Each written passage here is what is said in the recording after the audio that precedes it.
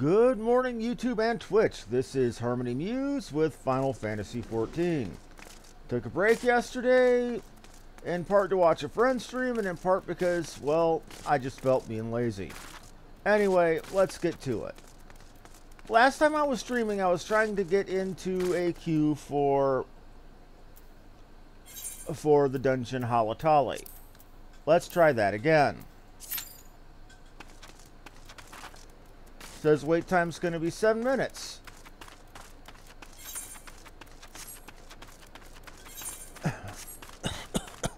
While we're waiting for that queue to pop off, I'm going to go ahead and get work on the main story.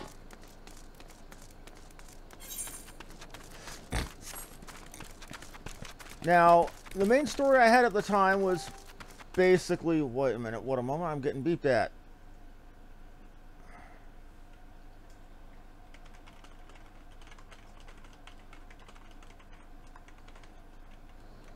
Okay.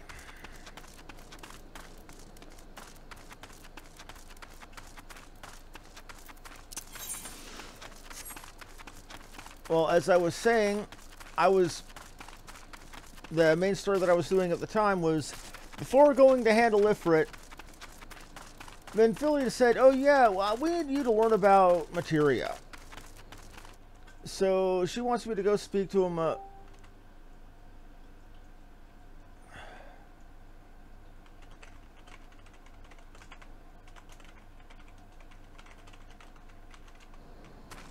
Sorry about that. I keep getting beeped by my #1 fan. It's about important things, so they're going to take precedence.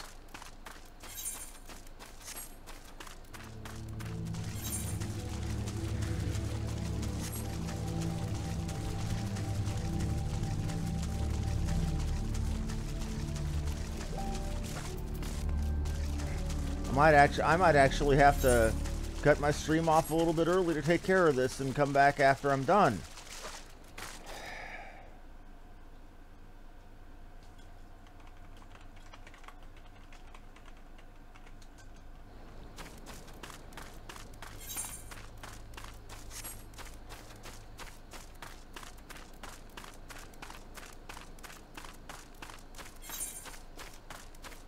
Surprised that Halatali, of all dungeons, has taken a while. I thought Halatali was fun.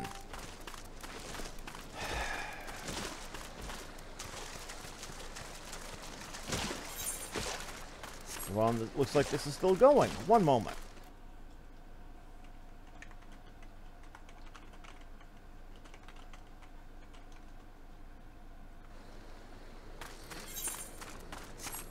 Right, got that taken care of. Okay, and it looks like we're about to pop. The 2 DPS spots have filled in. We're just waiting for a healer to show up. That's surprising. Normally, the healer comes in before the tank.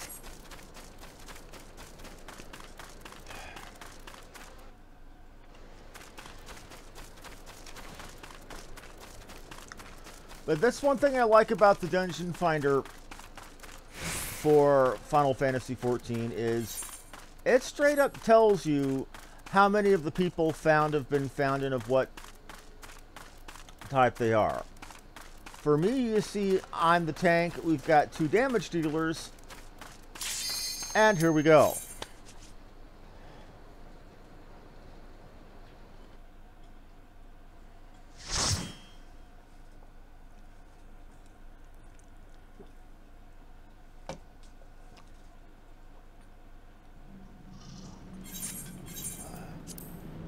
There's usually about a 30-second cutscene that gives you a half of a tour through the first part of the dungeon, while also...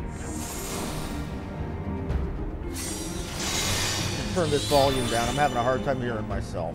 Here we go. Okay, that gives you a good...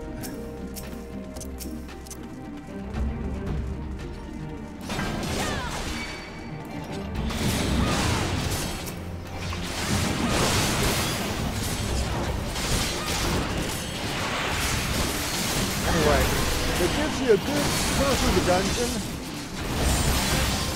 While it's very good stuff to do, It also adds seconds to the dungeon time, and a lot of new players, they want to get through the dungeon as fast as possible.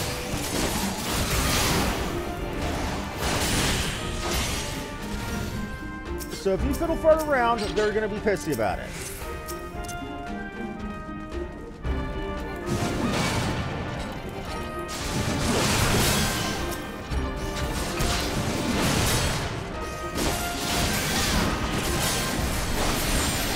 You do not want to be standing there, healer.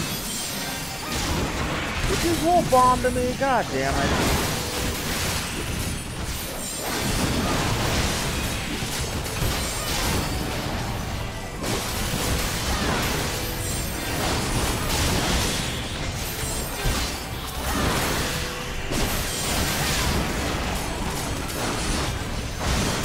Get out of the bomb! Get out of the bomb!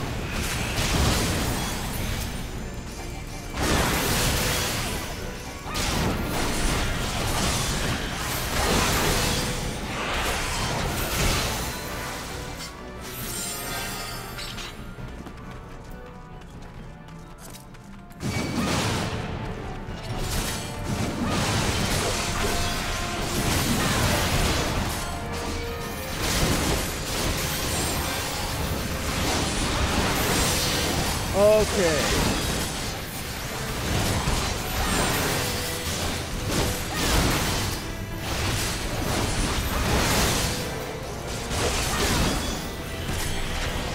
This group has a little bit more common sense than the average target. Glad to see that.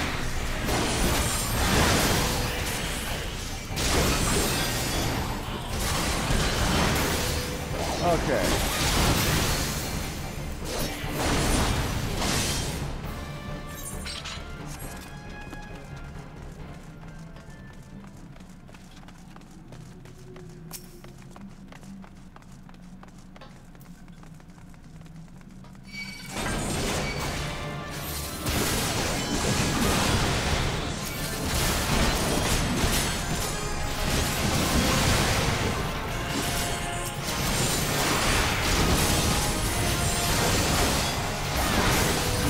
Bad pull on my part.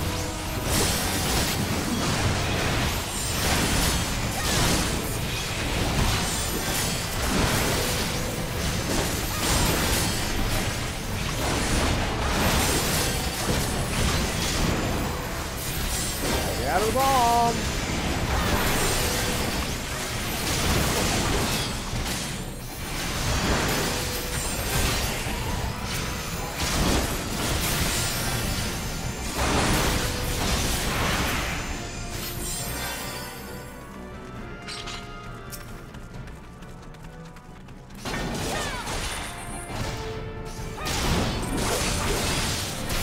Wanted to get this guy quick so he didn't come in on behind him. Bombs have a nasty tendency to do that. This dungeon also teaches you about wandering ads. Namely that they are bad news.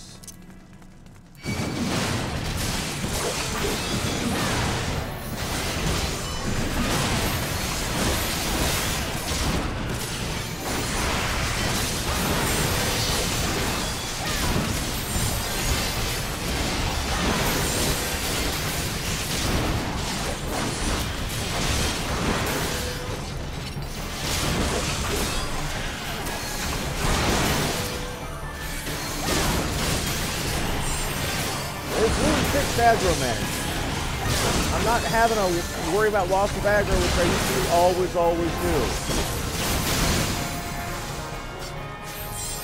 Okay, this guy is easy. Basically, while he's playing, or while we're fighting him, these torches will light up and ads will pop out. They need to kill the ads before they hit this guy, or else it'll do a wave of damage to the whole party.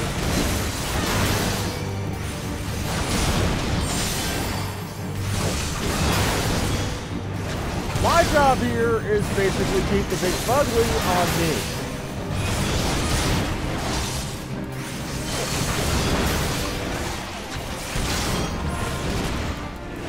That title, you see that guy on is the Grandmaster of Magic? That's why he's so impatient. He's good at this thing. He's maxed every single magic class in the game. So arguably he knows what he's doing, or she rather, except that they're playing a melee character. But they're being very, very gun jumpy, which makes me nervous as a tank, because people jumping like that are how you get people dead.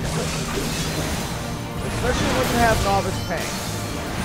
Technically, I'm a novice tank. I know the basics, but I've not played a warrior tank up to any remote level. So I'm going by instinct and muscle memory.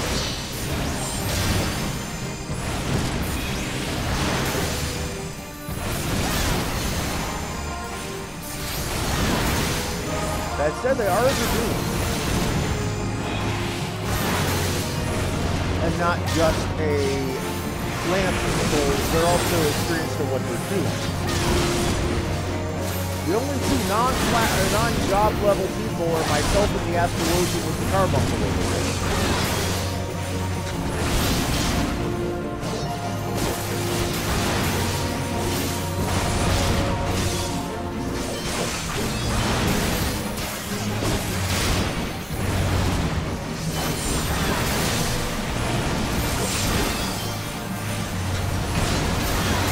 It does look like our healers and Astrologian, so they're basically playing the Yu-Gi-Oh!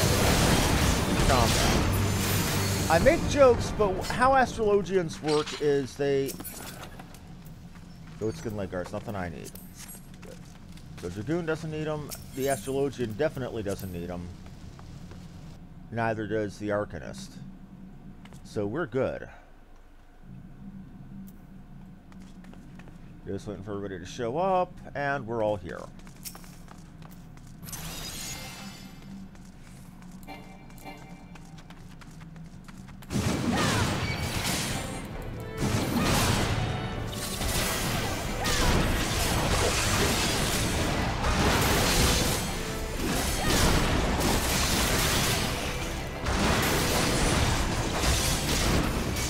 Come on, healer!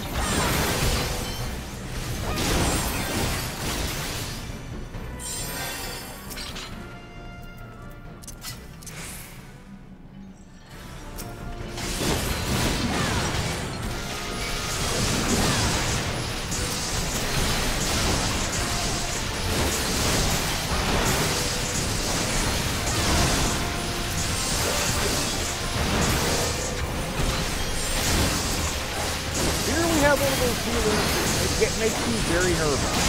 They're like, oh, I can handle it. They let me go till I'm nearly friggin' dead before they cast the heal. That makes me very cautious about going forward. But in turn makes them want to nuke more.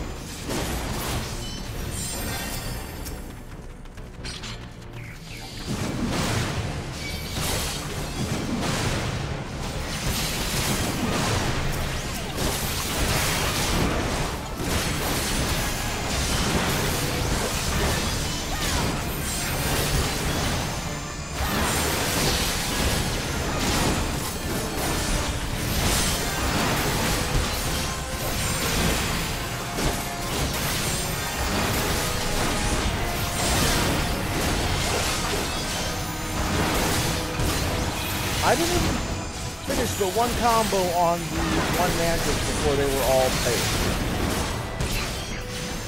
This is a good group for damage. They know what they're doing.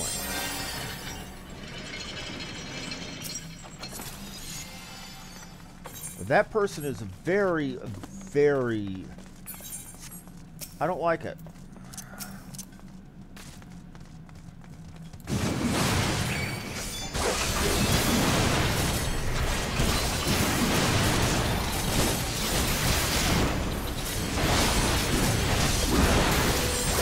I like when people are bad at patience, so I can't blame them. He knows the dungeon better than I do. So it's hard to screw up Halatali.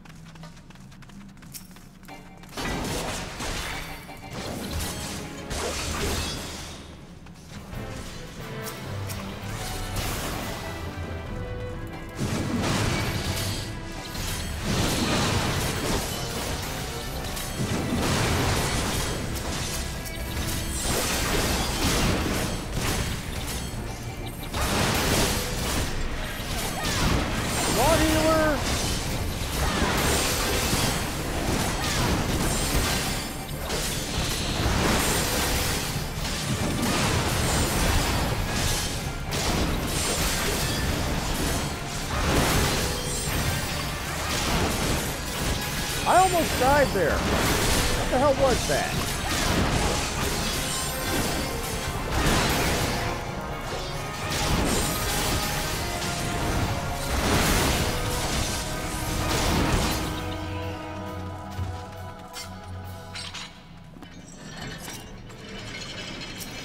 But they're ignoring chests.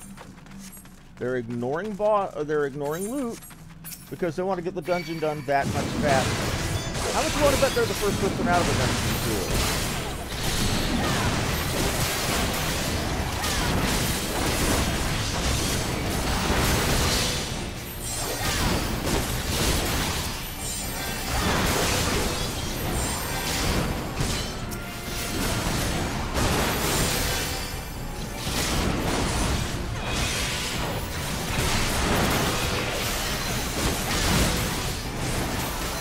And I can't blame them.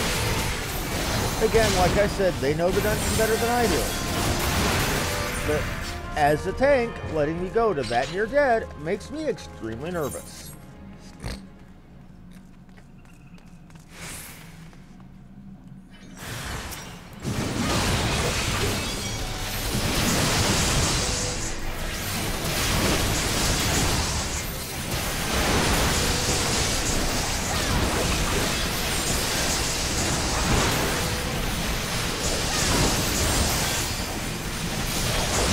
My opinion that it's not a healer's job to do DPS. I mean, they can if they're good and they're comfortable with it. But as a tank, I'm not comfortable with this particular one.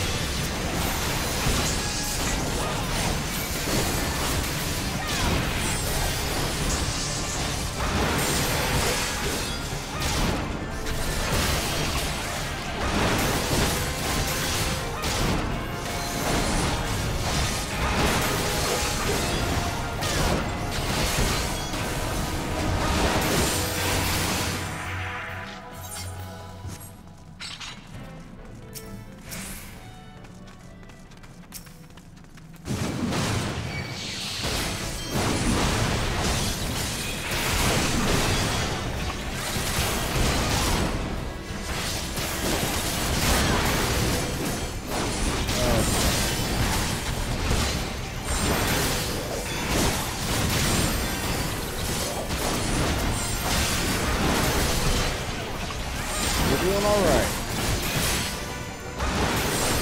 Doing bad. We're gonna make it through. That's good.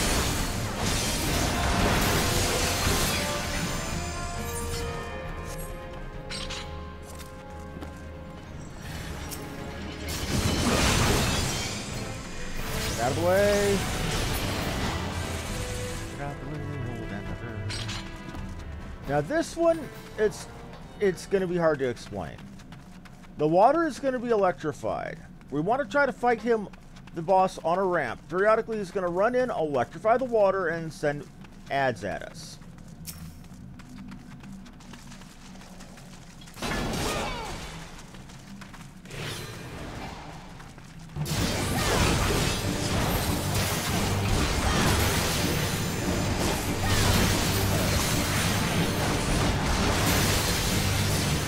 By ads, I mean, well, you'll see. Those things.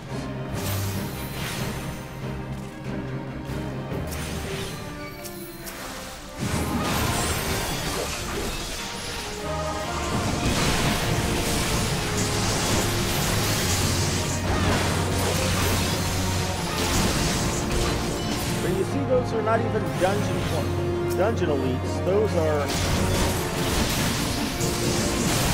These are just trash mobs.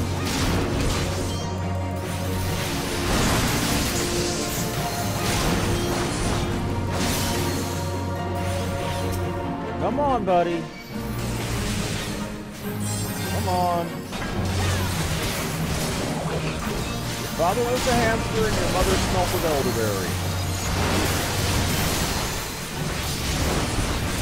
Shit.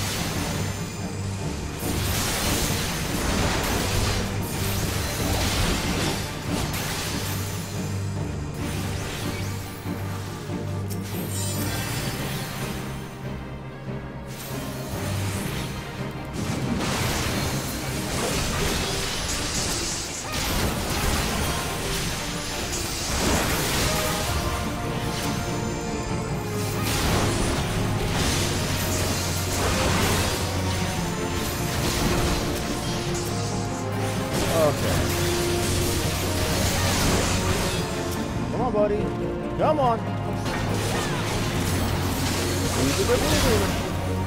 this point, we don't need to worry since water is not electrified now. Still, if that's enough, it shouldn't get electrified. Now, he dead. Let's see what we get for loot.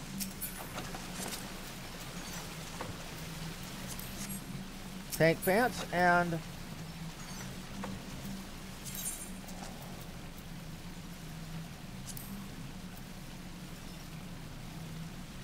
I hit need on... What the...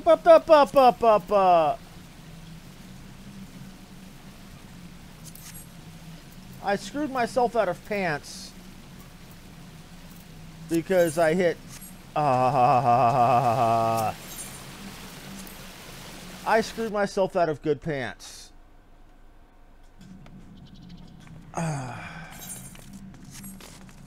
Well, you live and you learn. That's when you try not to be...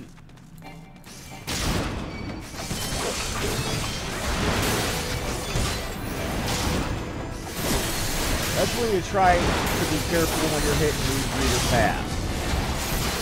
Not the first time I've done that with this character. Let that be a lesson. Be more careful than I've been.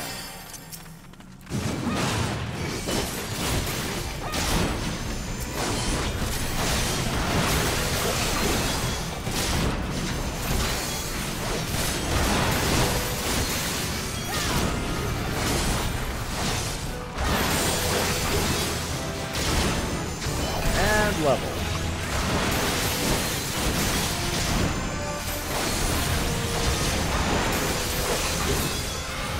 You'll notice this whole time we've barely even said a word to each other.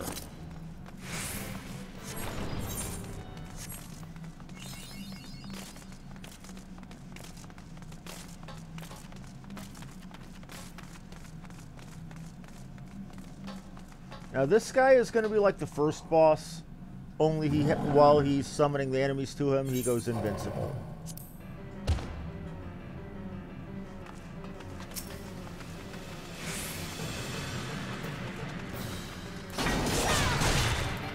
You'll notice up here at the top we have a bar that says limit break. That's just like limit breaking in any other Final Fantasy pretty much ever. Get out the fire, get out the fire.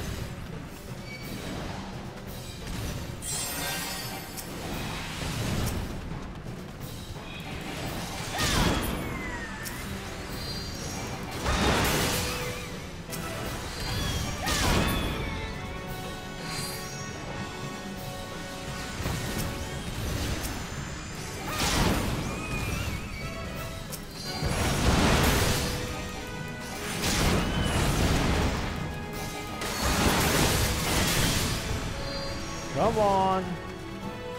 Drop your thing. Drop your thing so I can hit you.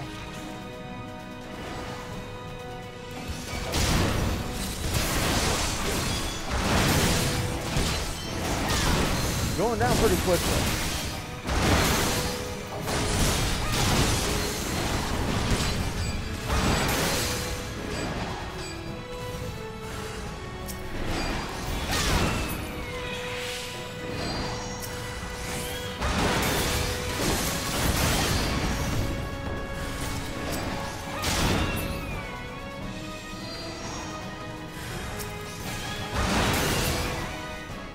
Those things are healing him.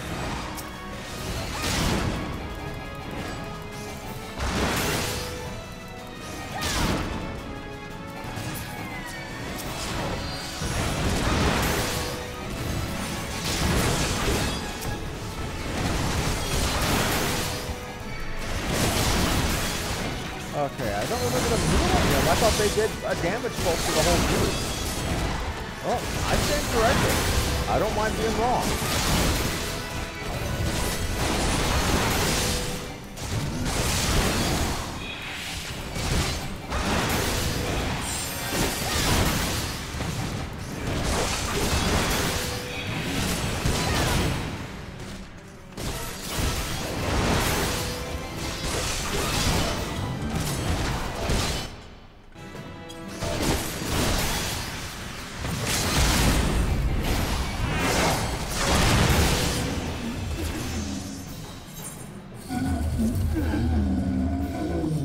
now we got him killed.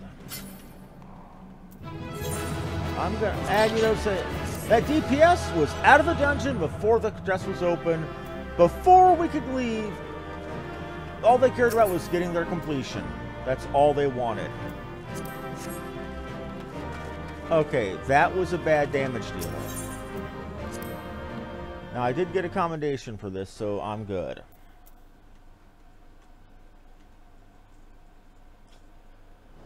But that DPS, that was textbook impatience. It doesn't matter if you're skilled, if you're that impatient, you bring down the whole party.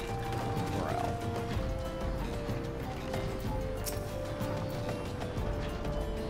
Okay, so this is... Okay, now, as I was saying, the last quest I had before I could do Ifrit, Venphilia was saying, yeah, you need to go speak to this guy to learn how to do materia. And this guy just happens to be a goblin. Prepare to hate life as we go through this guy's dialogue. Okay, who is Uplander? Come the tent ring of bubbly pots. Okay, now I need to give him a dagger. Now he teaches me how to do materia while using his really horrible fighting tool. Drinks in airy self. When full of airy self, fighting tool changes to stony shine, name of materia. Translation: you can convert attack weapons and gear that you've completed your spirit bond into materia. Materia joined with other fighty tool. Fighty tool gains power. Translation: you can convert materia or weapons or armor into materia, which you can then put into other gear to give them more stats.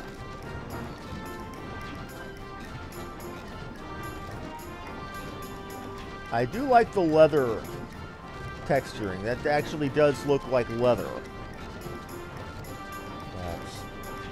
Okay, Uplander wants to learn the Tower of Materia, blah, blah, blah. I gave you a dagger, tell me how to make it pretty, blah, blah, blah. Fighting tool is unstrung as eating tool. Teachy show, but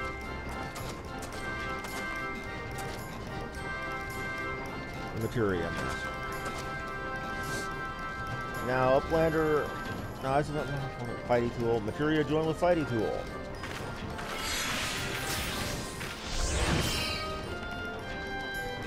Fighting tool gains power of materia. Fighting tool reborn. Here, take fighting tool to... Materia, strictly speaking, is a kind of crystal. And by reducing equipment into its etheric constituents and crystallizing them. Not any old spirit, mind you, it must have sufficient spirit bond, that being a measure of how fully an item has been imbued with the owner's spirit. Now, this is a very, very, very Japanese concept. That the more you use an item, the more of yourself goes into the item, the more of your spirit is imbued into the item, giving it a sort of kami, a spirit of its own.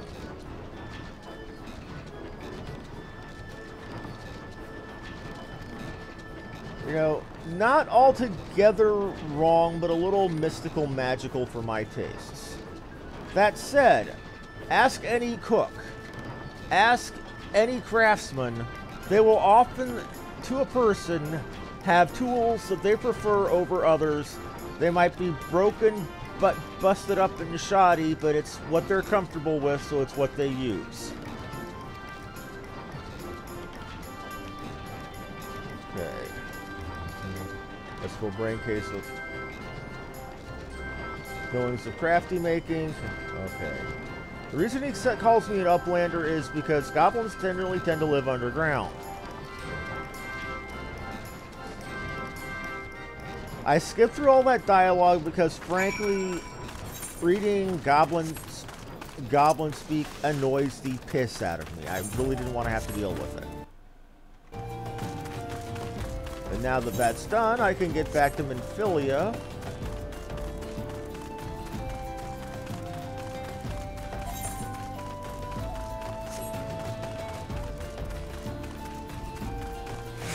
But again, like I said, it's a very It's a very distinctly Japanese concept and mentality.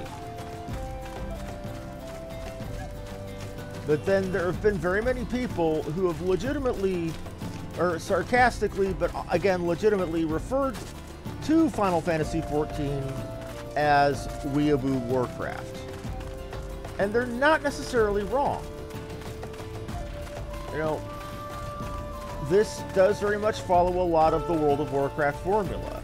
Go here, talk to people with exclamation point overhead, get quest, go do quest. That being said, I definitely like the execution and the atmosphere in this game a lot better than World of Warcraft. I mean, you haven't seen my chat box flooded with people talking about Chuck Norris jokes. You haven't seen, and again, I don't know if that's due to the general differences between the player base mentality, or that this might have a smaller player base, even though this is really the number 2 game as far as sub numbers in the world, after World of Warcraft, obviously.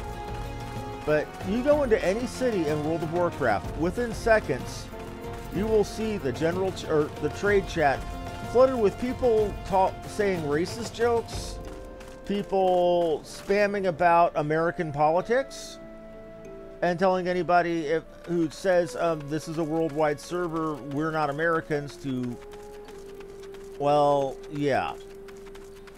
With homophobia, transphobia, racism of any kind. But again, that's down to the internet, really. Give people anonymity, take away that social barrier, that fear of repercussions of what they say coming back to bite them, and suddenly your average person becomes a fearless jackass.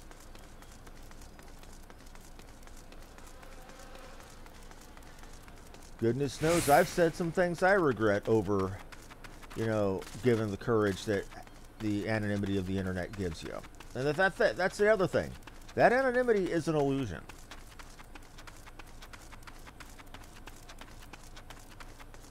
You know, everything you say or do on the internet is tracked.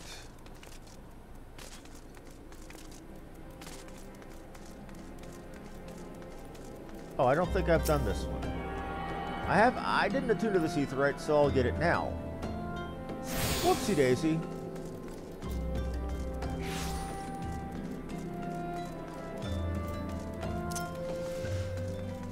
But I like the general improved level of social quality here.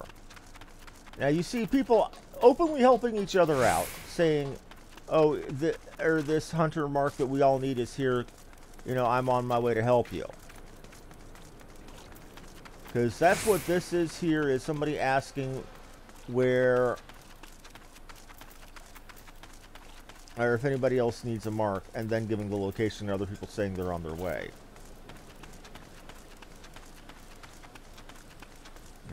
I like that helpfulness. The worst I've seen here in public chat are the gold sellers. But then again, that's going to be a thing in literally any game, anywhere, ever, are gold sellers.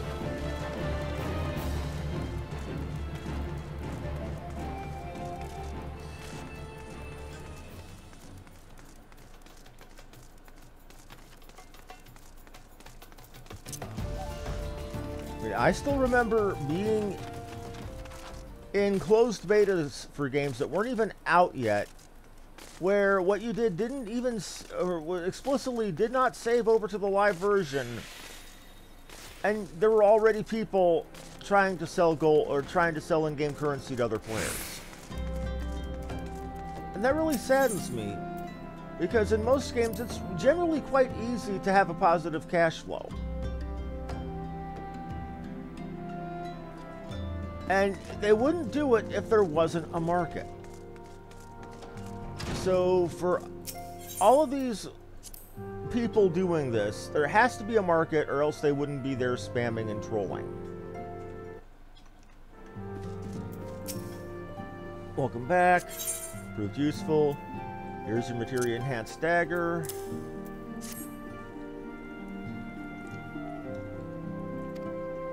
difference. Okay. Where the qualities of one's equipment. Okay, may well give you the edge you need to make it your ally. Then we'll discuss your next mission. Pray speak with me again. Lord of the Inferno. We're about to go have our first eight-man mission. We would like you to assist the Immortal Flames. Thank you, yada yada. Okay, it was appeared to extract some information from among us, the false priest. It was revealed that due to meet with the Amalja to discuss their... Okay. Mortal Flames believe the meeting will present the ideal opportunity to ambush and capture the Amalja responsible for the abductions, and they mean to have Ungust attend as planned. As the Amalja anticipated offer fierce resistance, the Immortal Flames have requested our support. I will have you provide it to them. Thancred is presently attending to another matter and will join as soon as you're able. Such time as he does, you will be the Scion sole responsible, person on the ground. Before he left, he bade me tell you to save some for him, such as his confidence in you, a confidence I share. When you have made ready, pray take yourself to Camp Drybone and report to the Flame Sergeant leading the mission. May you walk in the light of the crystal. Okay, let's go wreck us a god.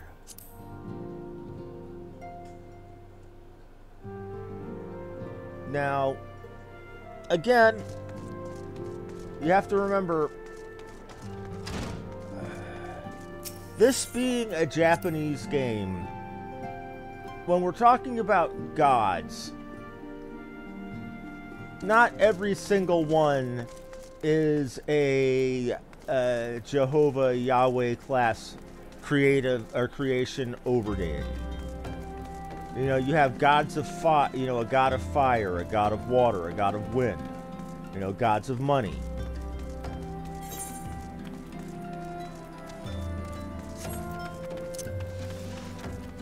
The closest thing we have to an all-powerful overgod would be Heidelin, and even she has her limits, as you'll see in the main story. But again, very, very Japanese concepts. They see that there isn't much difference between the spirit of a river and the spirit of all rivers. Just a matter of order of being, as it were.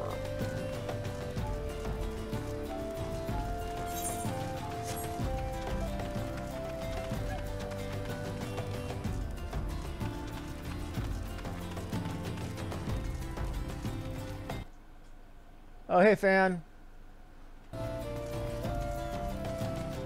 But I kind of like that, but this is probably the weeaboo in me speaking. Weeaboo, for those who don't know, is a term for an extremely obsessive fan of things Japanese.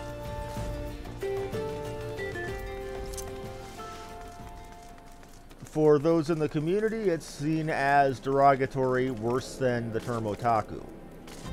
Then again, otaku has a different meaning to the Japanese than it does to the Americans. To Americans, it generally means a fan.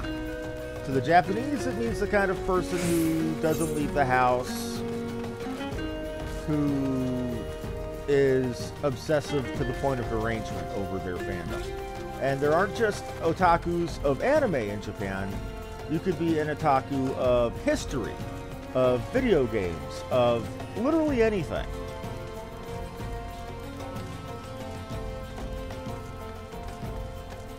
The term over there has distinct negative connotations.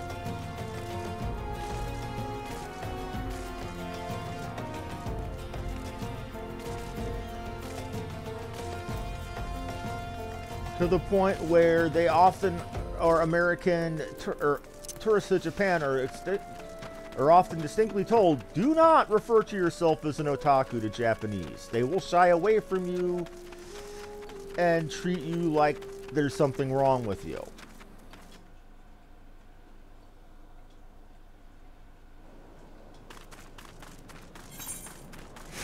But then again, we're Americans, so they'd probably do that anyway.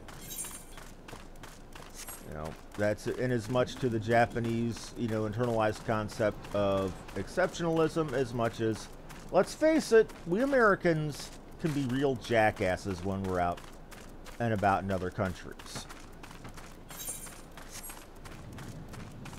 I mean, to the point where a lot of people I know who are Americans, who do a lot of traveling, make a point of saying that they're Canadian so they get better treatment. And again, I'm not making this up.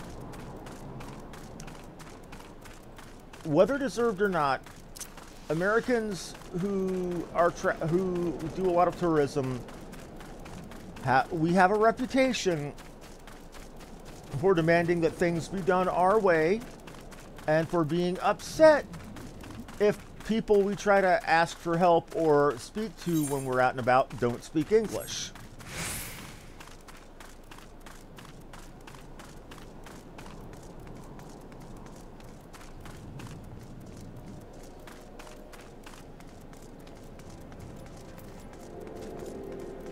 Again, not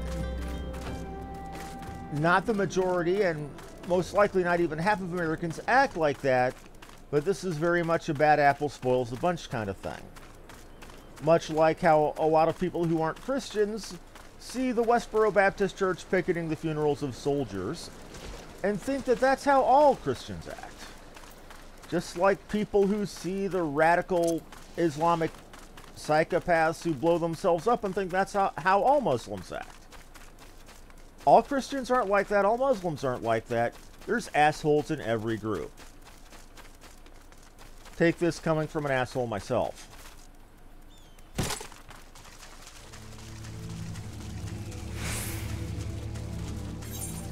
Now, I won't be doing as much of this navel gazing once I've actually gotten a chocobo, because I'll be traveling from place to place a lot faster. Not only that, but, well, by those points, I'll have a lot more of the map filled in, and we'll be teleporting around a lot more.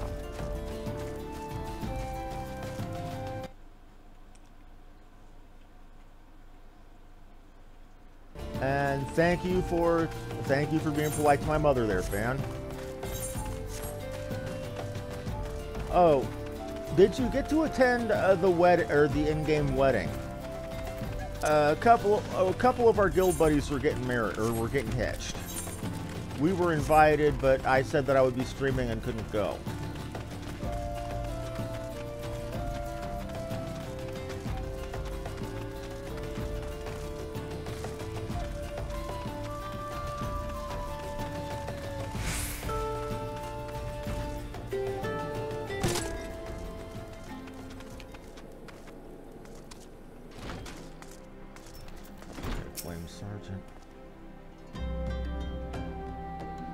Okay, I am of the Scions. Thank you for coming. We're stronger for your assistance.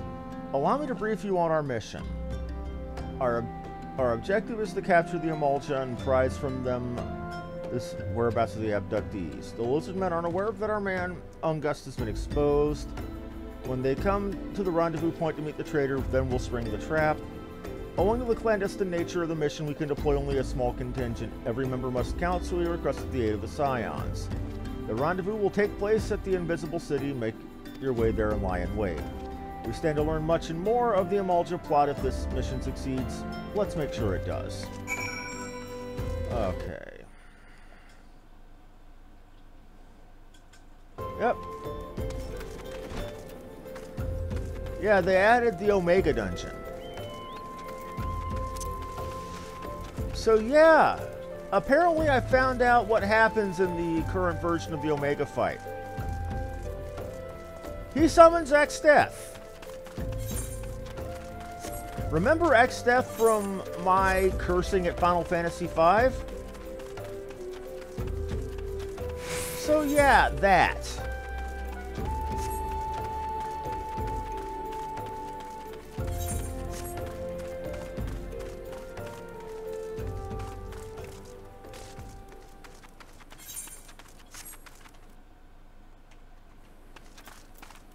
Now, that's current endgame content, and I won't be there for another 47 levels.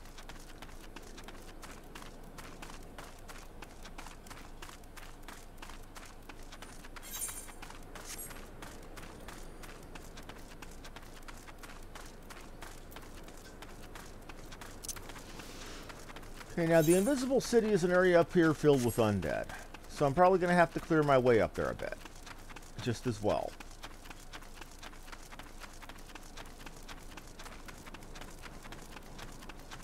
But there's going to be a little bit of a solo instance, and after that, if memory serves,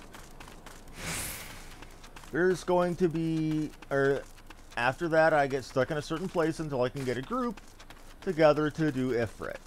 Thank God for Duty Finder. Duty Finder, also known in other games as Dungeon Finder or Group Finder, is an amazing tool for the anti-social agent like myself. You tell it what dungeon or what, instance fight you want to do, and it puts you in a holding list until it finds a group full of people that are wanting to do that particular thing. It's great for people who don't have the time or the patience to,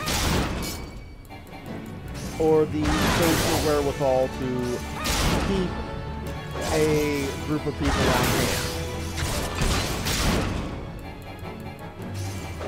Back in the day, we used to, as a matter of course, always get an 8-man together of guildies, even for 8-man stuff at higher end, simply because we didn't trust the Duty Finder.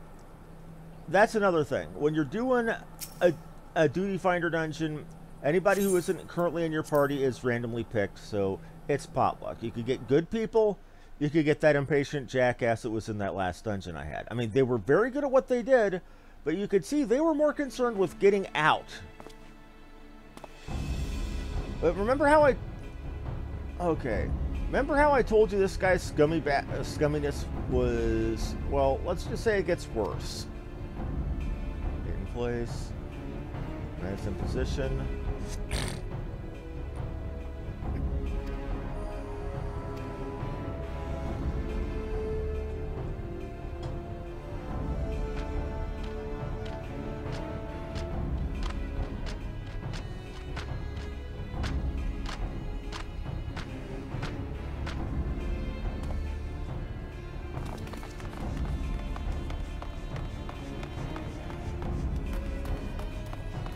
Meaning of this. Wait, something's amiss. Yeah, there's more of them. And it looks like the ambush was for us.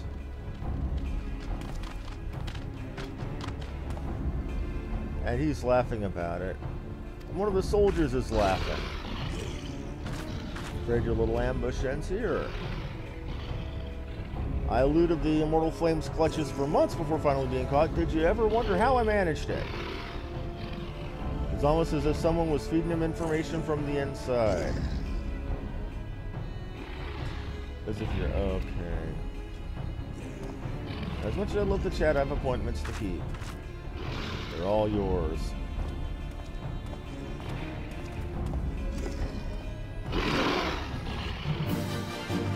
Well, we're expected to lose this battle. We're expected to survive it, act up to a certain point, and then lose. You'll see.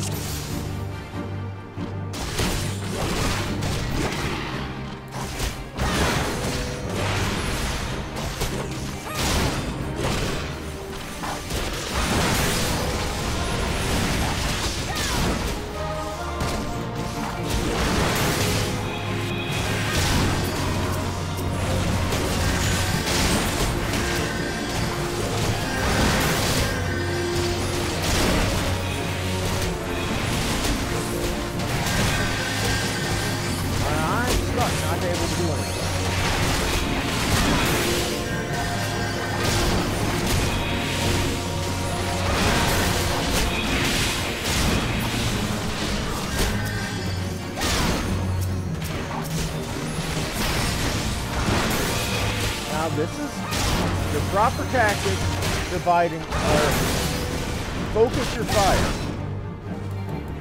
Bring the enemy down faster, and you have less overall attacks coming in, and your people can last longer.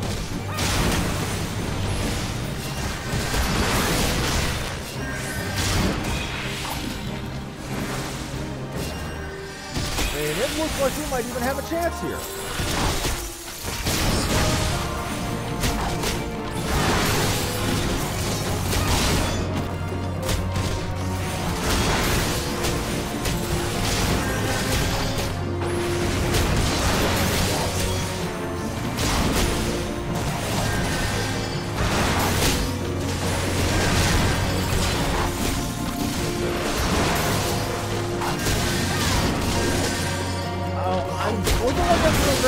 Don't I?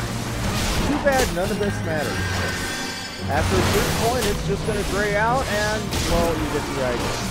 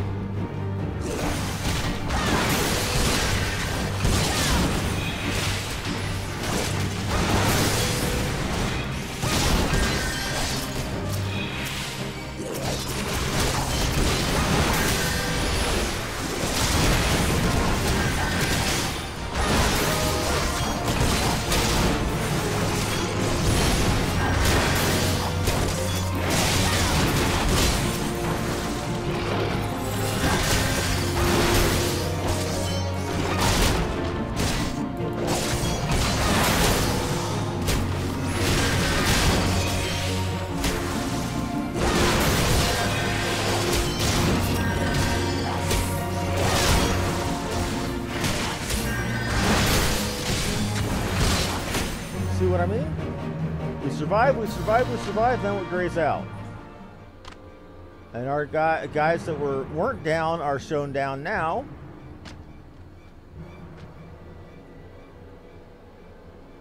And then we have this little bit. That guy wasn't down, but they're showing him down so we can have this little event here. I'm being told surrender or they're all dead.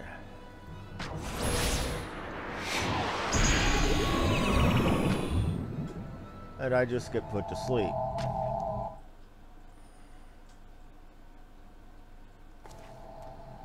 Damn Skippy there, fan. Damn Skippy. I guess says bring her. Rest of you march.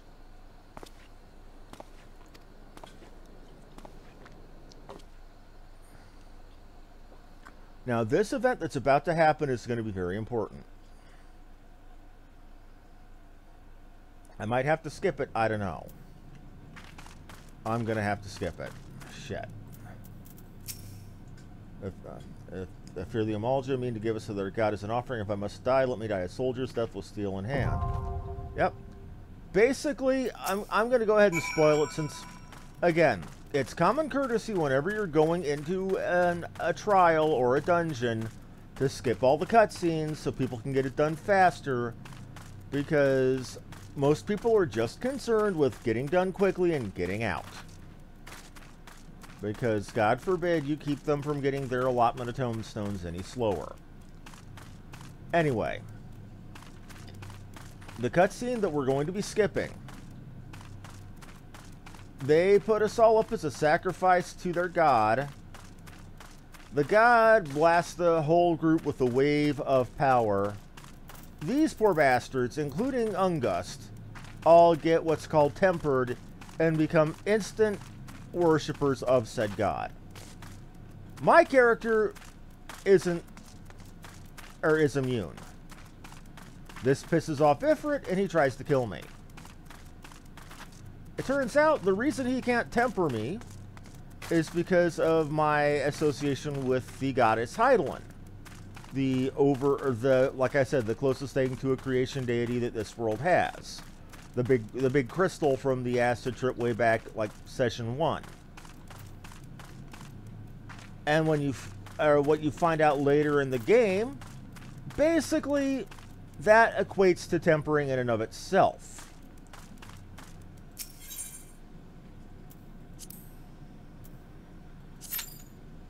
Now we get to wait for, oh, a 4-man party? Okay, I didn't realize, oh right. Ifrit normal mode is only 4 men. I stand corrected.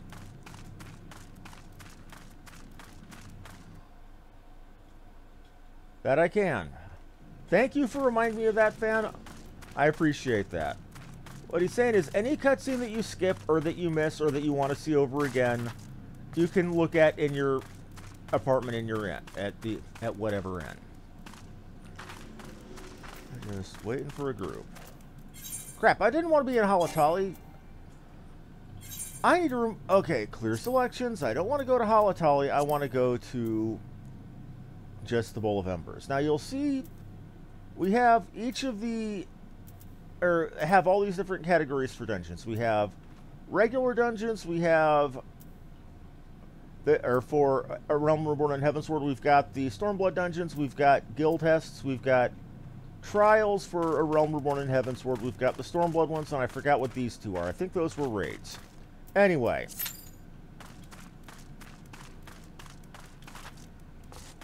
Let's do the old army standby of hurry up and wait.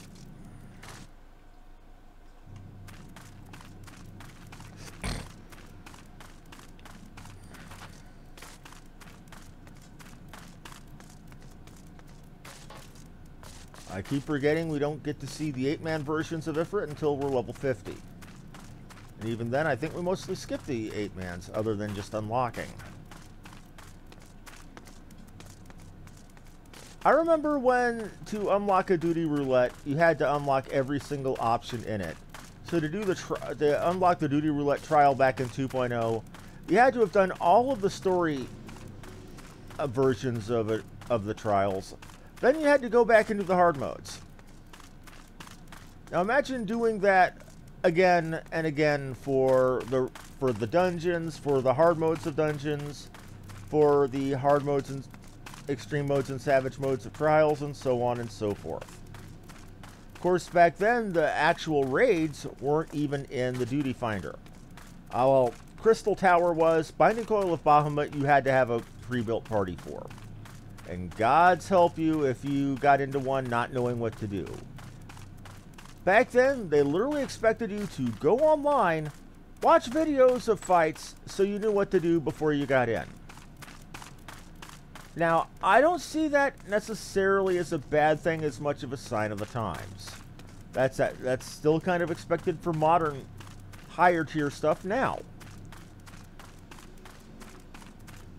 You know, as they say in the BattleTech world, information is ammunition. And knowing what you got to do before you have to do it helps you not look as so clueless. And to be fair, doing a lot of the higher end content at the recommended gear levels, it's going to be a challenge, and there are a lot of mechanics you have to look after. Remember the fire or the torches in Halatali and the guys they were spawning that were trying to go towards the guy and heal him? That's easy stuff. That's like kindergarten compared to some of the higher tier stuff.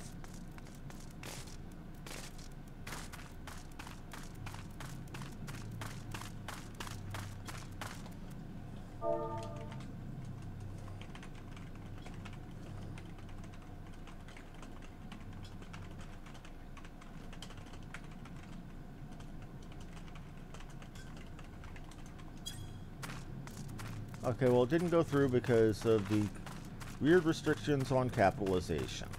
Oh, well. No big. Okay, I'm getting beeped at.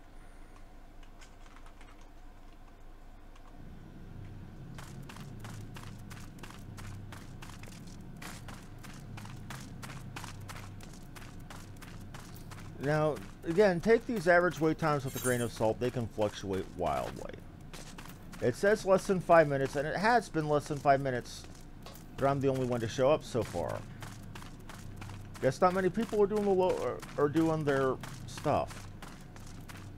Now, later in the week, that's going to be normal, because there's a lot of the whole trials and roulettes and stuff. There used to be a weekly limit on how many tombstones you could get at certain types.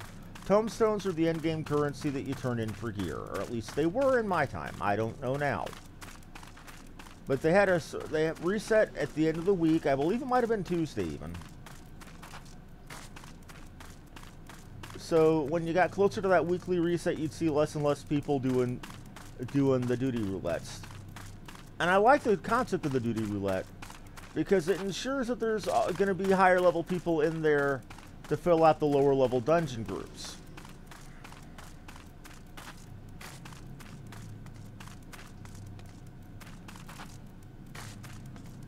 Because the roulette, in addition to the bonuses you normally get for doing a dungeon, you also get bonus for doing the randomized like that, just for doing it in the randomized style.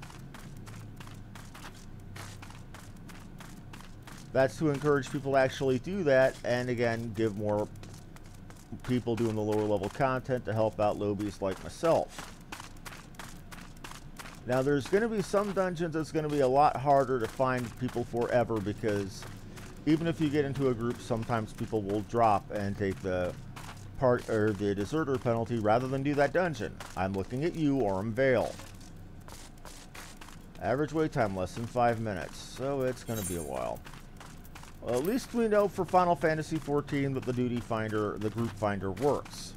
The dungeon finder for Secret World Legends, on the other hand, half the times that poor server is down.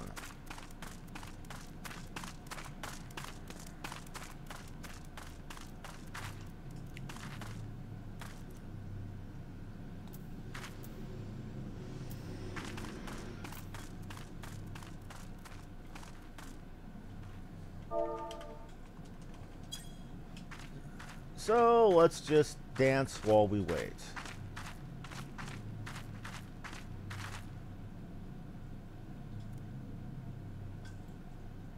See if there are any persistent emotes in here.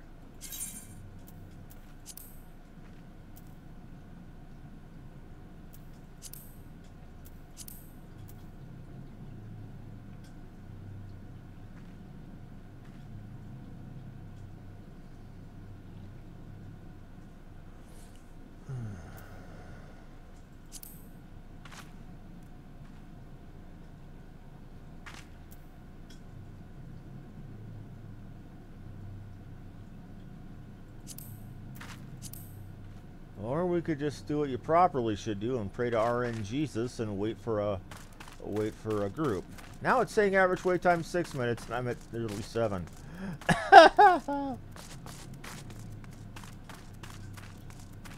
Of course, I can understand people being reluctant to do the lower leveling stuff because you don't get tombstones for that as well. Oh well.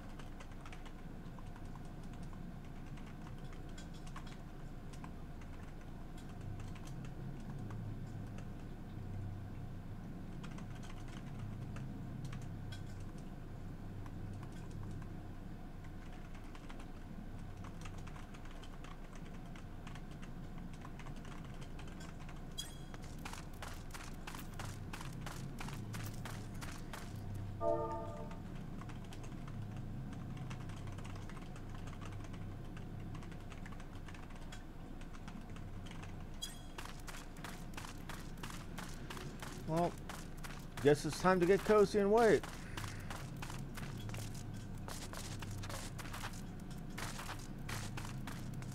Because I could drop out and come back in, and that would just increase my wait time because of, again, reforming.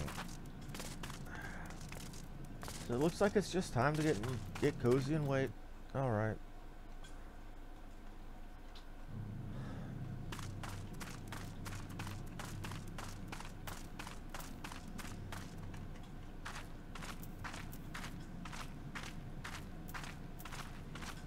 Yes, I'm walking in a circle backwards because I'm bored.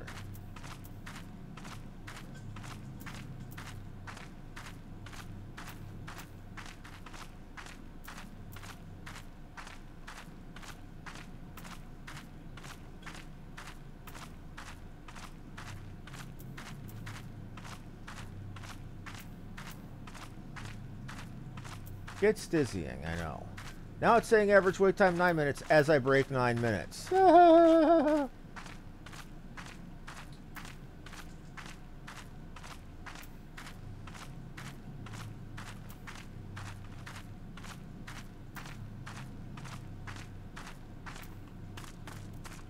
Well, I guess people doing the trials queue are probably getting the higher tier stuff, or happy to get the higher tier stuff. But then again, I think the trials queue only gets you. I'm not sure.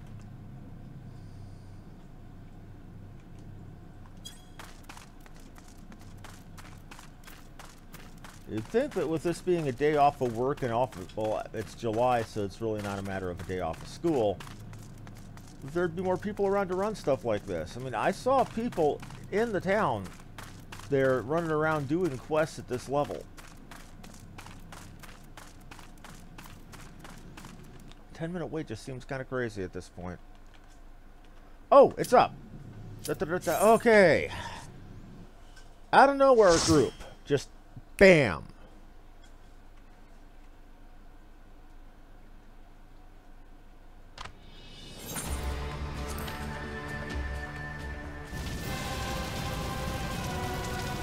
And there is Ifrit, the god of the Amalja, the primal of fire. And we're all at level.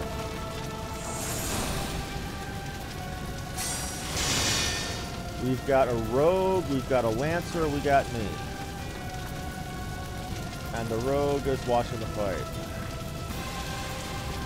Watching the cutscene. Or the lancer is, rather.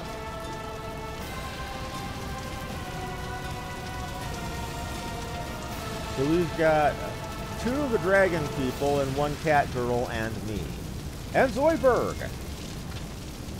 Okay.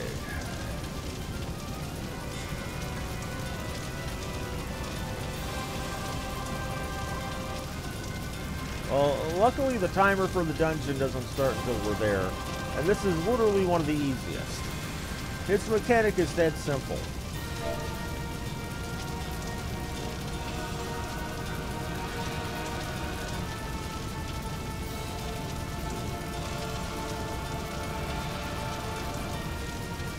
And this is why it's considered common courtesy to skip cutscenes. Look how long we've been waiting.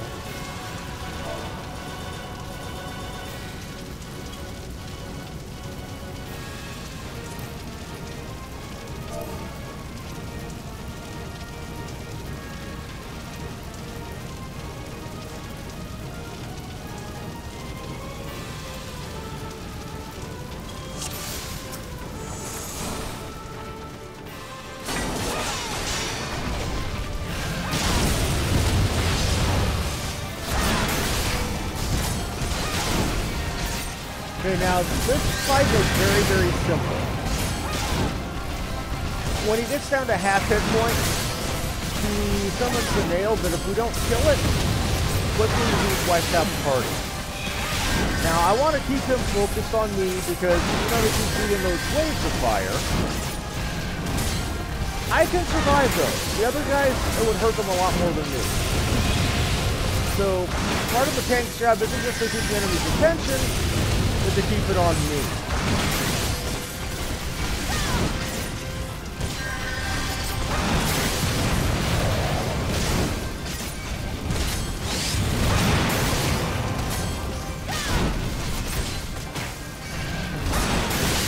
All right.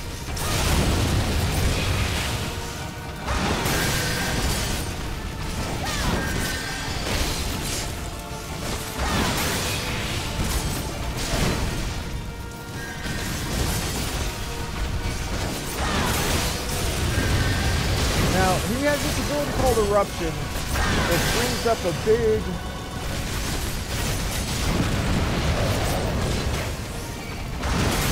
Okay.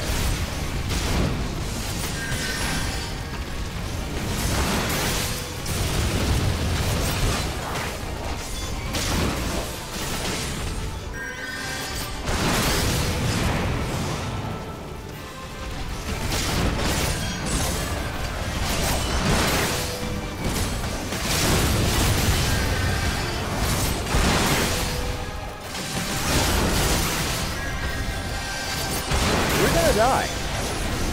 That rogue is attacking.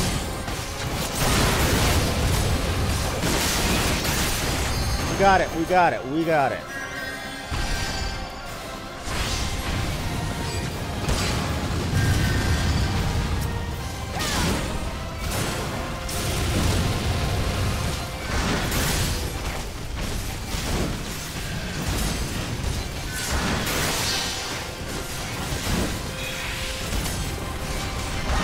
I don't like that I only have the one stun.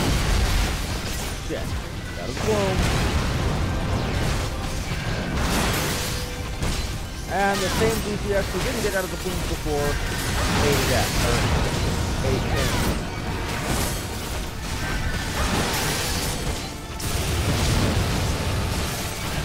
A fairly simple mechanic. Kill the nail. Fairly simple mechanic that rogue decided to use.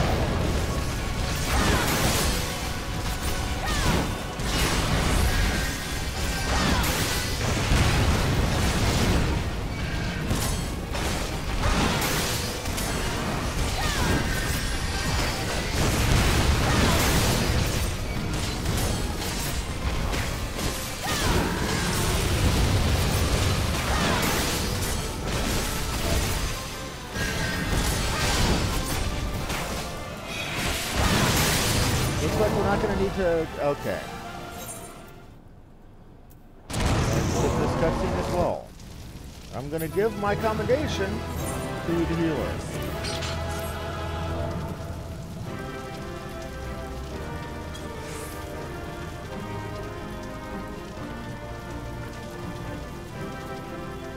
Now, trials, unlike actual dungeons, you don't get a loot chest, except for hard modes and higher. Now, they're all watching the cutscene. I skipped it. I'll go watch it later. And she's doing another one of the dances.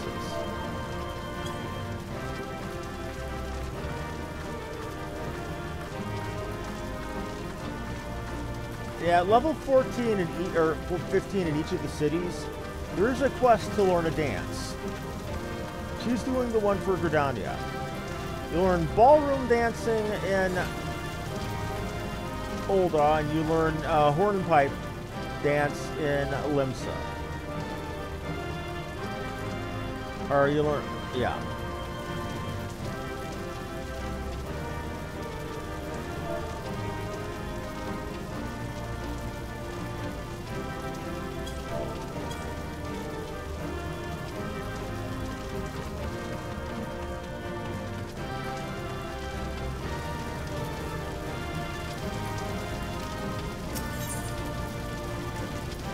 Now that I'm no longer keeping them busy, now we can actually watch the rest of the cutscenes.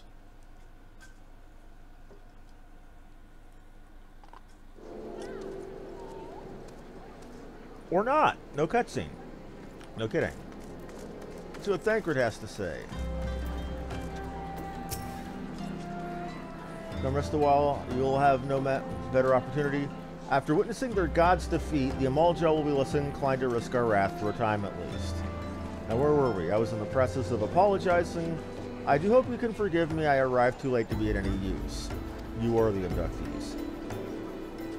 They may be whole of body, but the same can't be said of their minds. For once a man is tempered, ill suits me to dwell on the negatives. Once somebody's been tempered by one of the primal gods of the various beast tribes, they're a worshiper of that god forever. You know, their mind is gone. So the merciful thing to do is...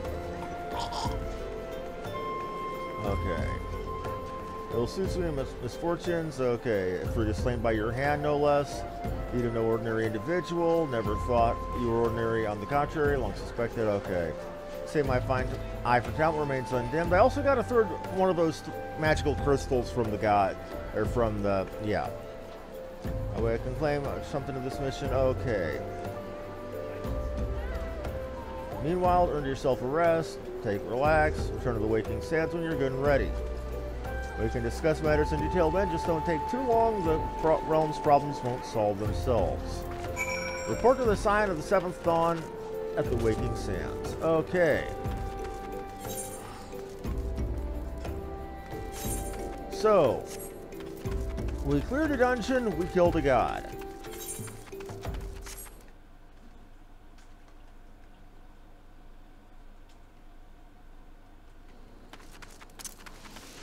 Strange how fast that popped. Out of nowhere, waiting for 9 minutes for people, and nobody, and instantly all 3 people. Guess enough people were in queue that it decided to look for a group doing one and saw me. Sometimes the duty finder system is a bit hinky, but it works. Again, the same can't be said for other games. Now, if I was playing any class other than a tanking class, that way it would be a lot longer. Except if I was playing a healer, but the only time a healer is ever noticed is when they fuck up. So I would not want to play a healer if you paid me. It's thankless work, and I respect people like Fan here who play tanks. Because I couldn't do it. I would be too tense, worrying about, oh, am I going to screw up? Oh, am I going to screw up? Because if a healer screws up, everybody dies. If a tank screws up, 1 or 2 people might die.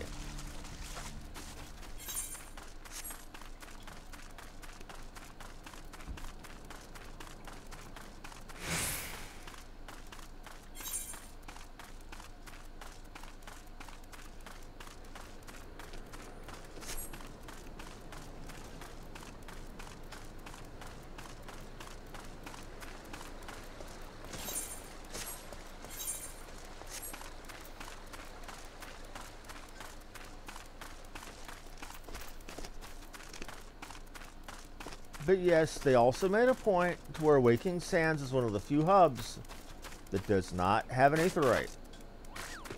There's an in-world story reason for it, which we'll get to later on. But it does sort of pad out the game in the length of time that it takes you to get to and from the Waking Sands.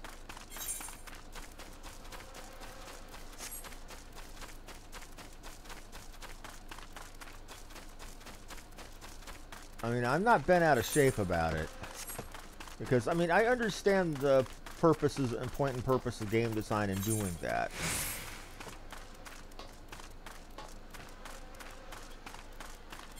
Now, that being said, padding for the sake of padding can be irritating. Though, at least in this case, they do have a point and purpose to it. I mean, as we already know, the Scions of the Seventh Dawn don't want their presence publicly known because they have powerful enemies. I mean, it was the Scions' actions that had the Warriors of Light, per the original, per the story, where they needed to be to help, you know, prevent the calamity from being as bad as it is. And since that calamity was brought about by the Garlean Empire, they would be out for blood, brains, and balls if they knew where the Scions were. Remember that, because it becomes plot important later.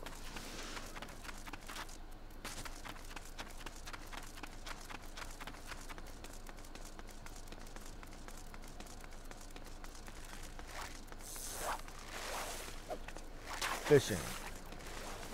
Yet another one of the gathering classes in this game, fishing. I couldn't do it.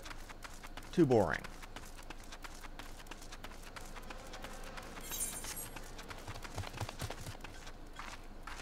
That looks like a Materasu from the Okami games.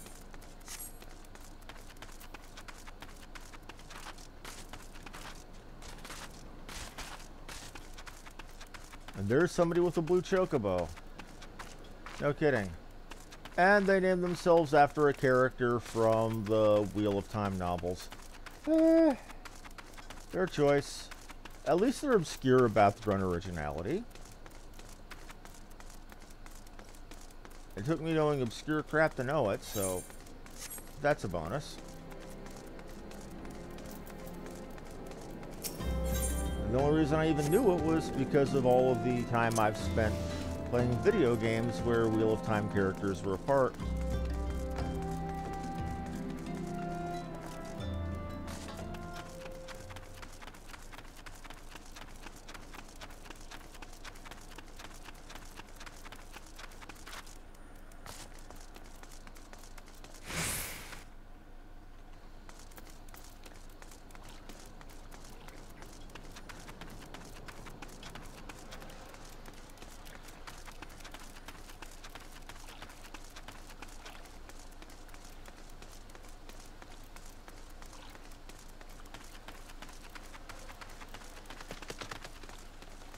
All these fancy rides everybody has, I just want to get to where I can pull out a chocobo.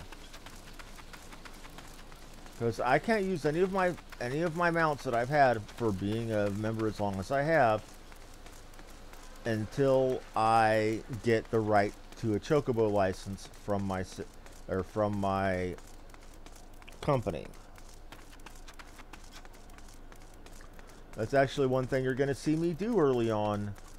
Is I might even do this on the side, I don't know, is take the time to grind out Grand Company seals to get a chocobo.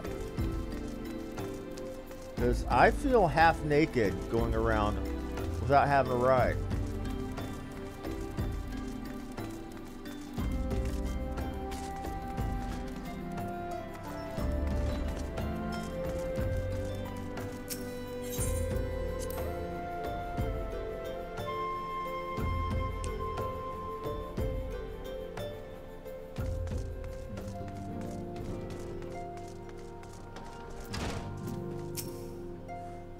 Hero returns. Stanker told us in the news of his arrival. He's personally in the Solar, given a full report.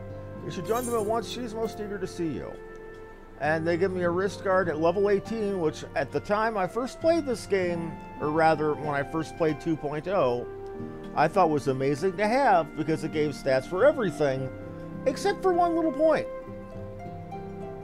All of that I'm given as a level 1 item now.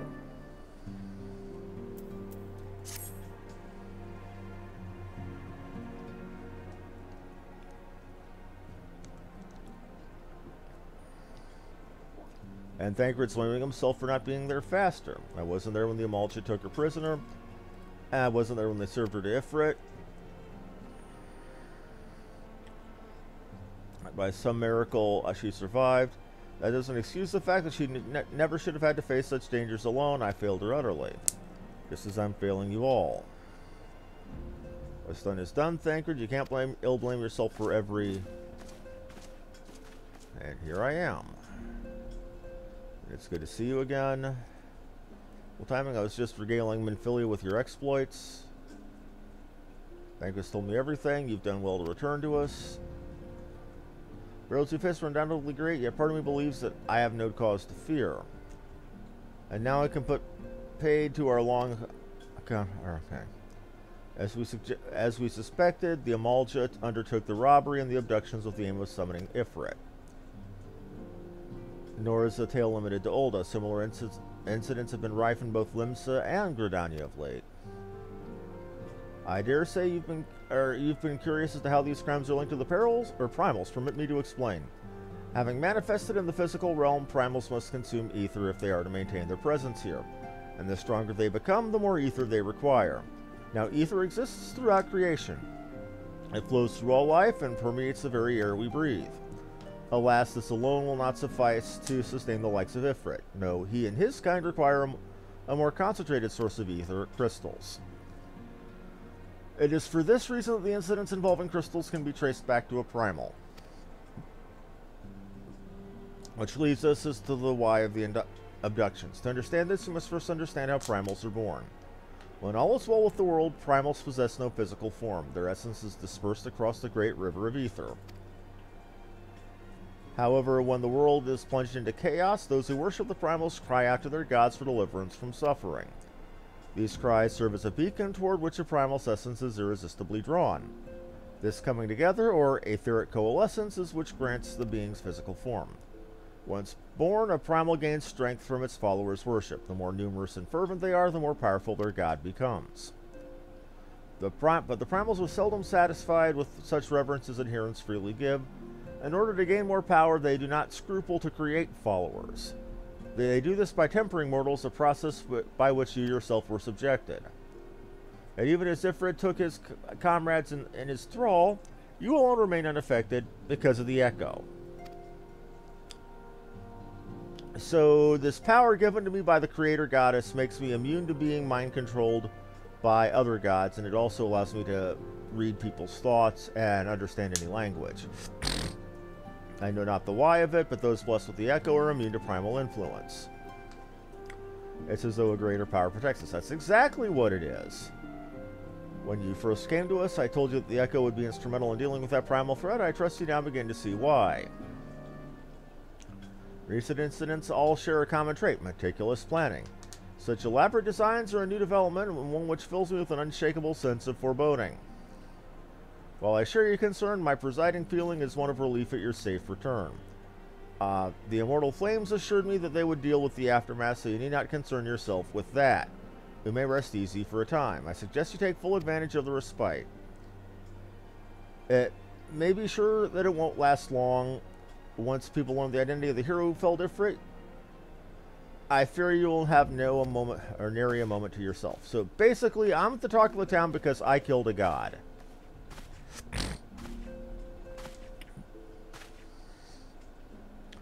Whether she intended to or no, Menphilia neglected to tell you something. Something I think it would be best you heard from one of us. It concerns the tempered abductees that you rescued. I'm sorry to report that they are all to be put to death. The flames with whom you were imprisoned included. Needless to say, this information must not be made known to the public. Well, if these people who were forced into being mindless zealots were left alive, their fervency of their prayer would help bring back said god. So it's an important necessity, but what is required isn't always what's nice. I swear to you that we would not do this if there were any other recourse, but once a man is tempered, he is tempered for life. His very existence leaves strength to the god with whom he cannot choose but to worship. And so we signs continue our fight so that no more innocents need be sacrificed. I hope that you will continue to stand with us, of course. But I should be going. I must offer my apologies to the Flame General for the losses his people suffered.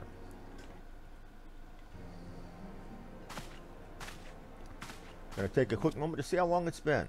An hour and a half. Okay. Gods forgive me. How many more lives? Louis Wall would never have allowed this to happen. I have to do better. I have to be stronger. Remember that.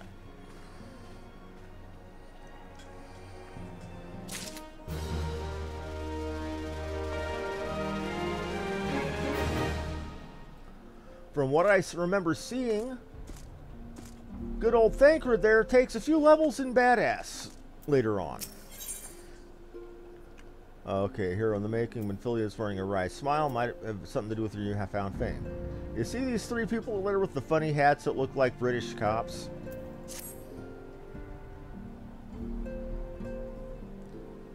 Okay. Not so very long ago, you were but one of many adventurers seeking to make their way into Eorzea. But for your character and courage, you were raised to the esteemed post of envoy. Thereafter, you traveled the realm, aiding those in need without thought of reward, confirming to Y'shtola that the Scions would benefit from your aid. And no sooner had you joined us than you personally bested Ifrit. Okay. You achieved a great deal in a short time and won fame in doing, but fame does not come without a price, as you will soon discover.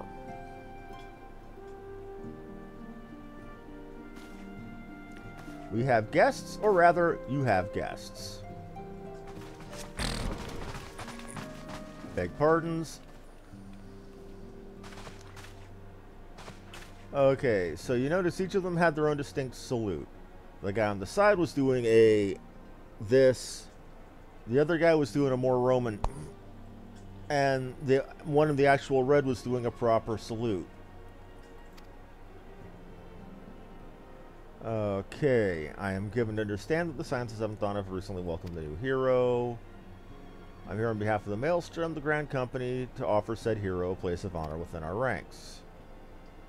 And she's like, oh, crap. As you can see, your recent exploits have garnered you the attention of the Grand Companies.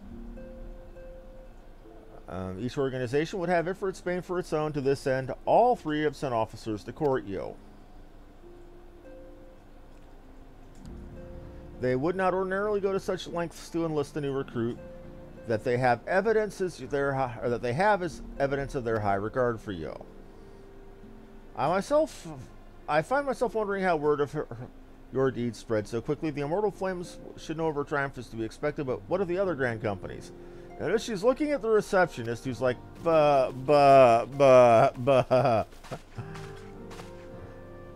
Your reputation precedes you. 'Tis no ordinary woman that can face a primal and emerge the victor. The Order of the Twin Adder has need of valiant women such as you. Join your strength to ours, and together let us ensure that peace reigns over the Twelveswood. Such a pleasure to meet you. My comrades speak of you in most glowing terms. Woman of your talent belongs with us in the immortal flames. Join your strength to ours, and together let us secure a prosperous future for Old Ah. The Admiral was not exaggerating when she said you have the look of a hero. Full often does she speak of you, as do many others in Limsa. Long before the rest of the Eorzea took note, your name was well known to us owing to your valorous deeds on behalf of the citizens. It's only natural that we should want you for the Maelstrom. Join your strength to ours, and together let us see the grand vessel of Limsa lamented to the shores of victory. Right, show us your derpy salutes. I'm going to end up going with the Maelstrom because having previously been in the military, theirs is the only salute that doesn't make me roll my eyes. And she's like, "Ah, get these assholes out of my office." I'm quite sure you need no reminding, perhaps a brief summary. Okay, so you know the grand companies are organizations empowered to call upon the martial, economic, and technological resources of their city-states in times of strife. Presently, three we already know: Maelstrom of Limsa, the Order of the Twin Adder in Gridania, and the Immortal Flames of Old Ah. Serving a grand company means serving the nation which it belongs. You'll be charged with its defense and tasked with advancing its cause. In return for your faithful service, you'll be furnished with rewards, some of which will all prove useful. Basically, doing stuff for the grand companies gives you grand company currency, which you can then spend on stuff you can only get from grand companies. Like a Chocobo license, for example. If you're agonizing over which company best deserves your loyalty, be at ease. The commitment you make this day may not be permanent. Basically, you can switch from grand company at will, but there are some penalties for doing so. There's me. You of course recall that the three city-states are planning to hold remembrance services. As part of the proceedings, I'm given to understand that the leader of each grand company will deliver an address. Hearing these addresses ought to help you make an informed decision. What do you say, my dear officers? A fine suggestion. You are as wise as you are beautiful, my lady. Very well, let Wilhelmina hear our leaders speak, and then return here. We eagerly await your answer.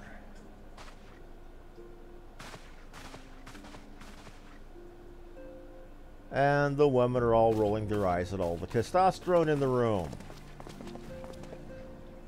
I know full well that adventurers, by their nature, are a liberty-loving breed, and not best suited to the discipline of military service, but I strongly urge you to join a company nonetheless. While the promise of reward is enticing in itself, it is not the only benefit. You are possessed of a great power, and you are capable of doing untold good, yet know that great power is want to attract attention, not all of it friendly. There are those who wish you ill, and you must needs be on the lookout for them. However vigilant you are but one woman. In the midst of a company, however, you are one woman among many, and a friend among friends.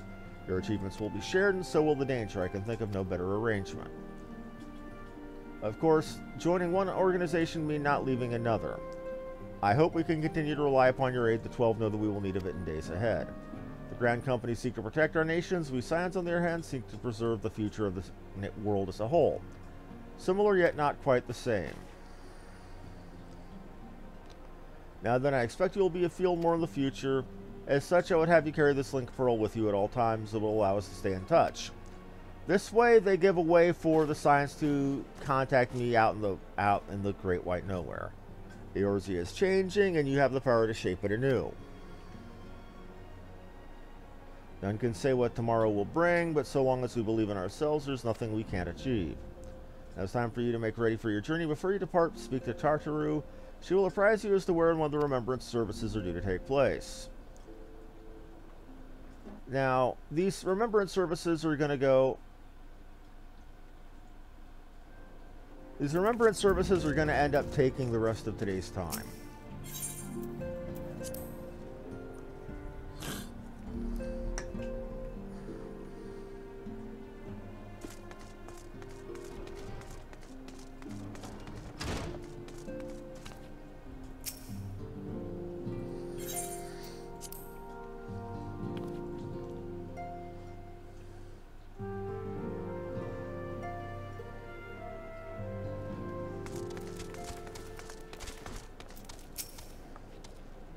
I'm sorry about the attention you're getting. I've sung your praises a little bit too loudly and too often to a few too many people. And next time I'll be sure to hold my tongue, literally if necessary.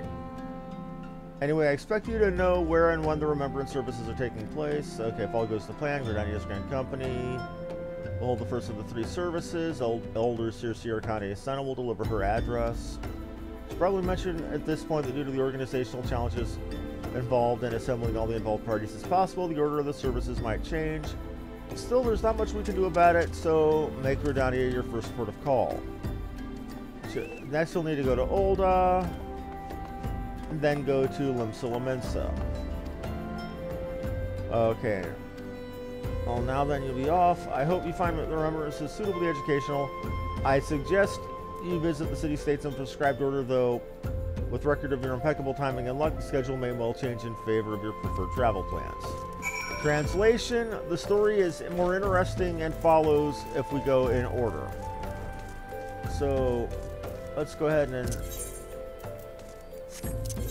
take the teleport up to Limsa, or up to Gridania. It's only 156. Almost as cheap as an airship at this point.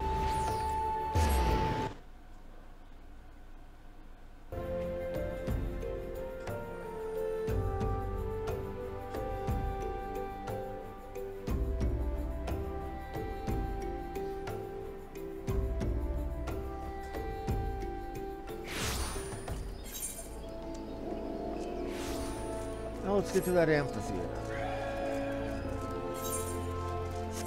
So a lot of what we did today was reading, well, it was a lot of dialogue, a lot of story, and a lot of, frankly, waiting. Unfortunately, that's one of very, very few complaints I might have with this game is there is a lot of dialogue. But with a story as rich as this one, I don't mind it too much.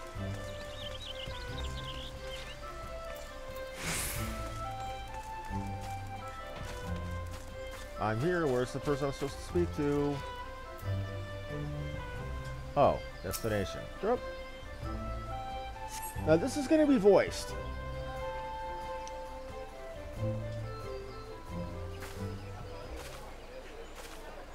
I lost my son to the calamity.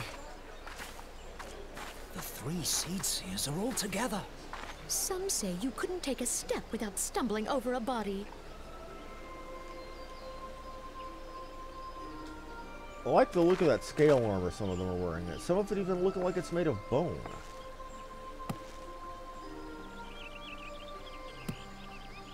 Our forebears were once strangers in the Twelveswood. Fearful of the Green Wrath, they hid themselves in the dark recesses of the earth. Yet they dreamed of basking in the dappled sunlight of the forest. Yeah, there are literal spirits in the forest that they were afraid of. Through great effort, they proved their worth to the elementals, and were granted a place beneath the boughs. So it was that Gridania was born, some 5 centuries ago. Working hand in hand, the Hyur and the Elysian settlers sowed the seeds of our civilization. As we said before, and soon they were joined by folk of all races. Hyur is the Final Fantasy XIV term for humans. Elysian, elves. So nourished by the waters of unity, and blessed by the light of the matron, Gridania flourished into the great nation it is today. Do you see the Gridanian standard? There, hanging behind the Elder Seedseer. Rest in peace, Alphinode's original voice. The entwined serpents represent the unity between Hyur and Elysian. An elegant symbol, do you not agree? In accordance with the will of the elementals, we have embraced a life of peace.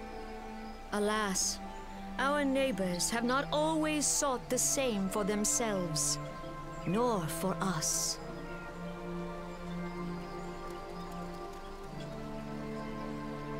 She might look like she's like 11 or 12. She's really several hundred years old.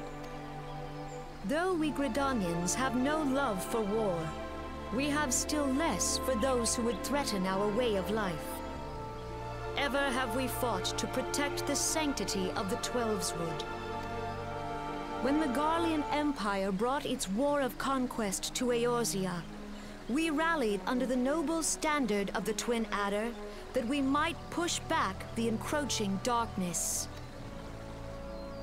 And it was we who prepared the ground for the reformation of the Eorzean Alliance, Taking the credit for the hard peoples war. of this realm might stand united against the common threat.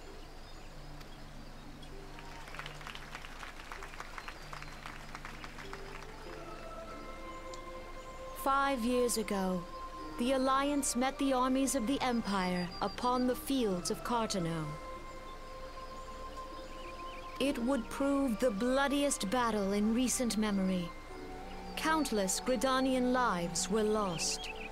As Supreme Commander of the Order of the Twin Adder, ever shall I bear the weight of our people's sacrifice. Alas, their loss was not the only tragedy to befall us that day, for soon came the calamity.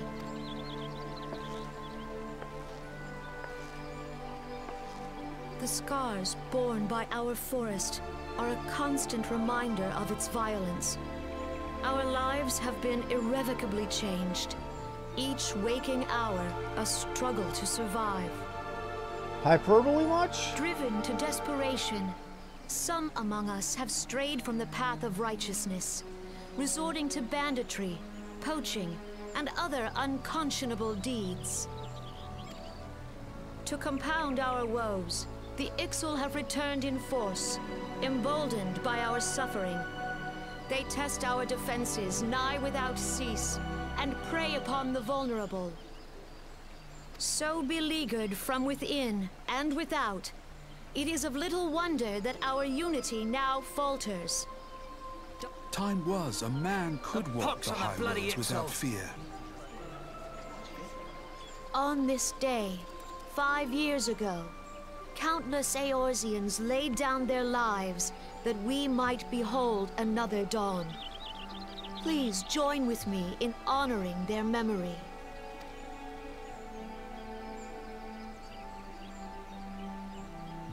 Okay, you can see the Gridanians as And a how whole do you are propose to honor the memory of those you cannot remember, pray tell? very spiritual people, and you can tell she's quite busy.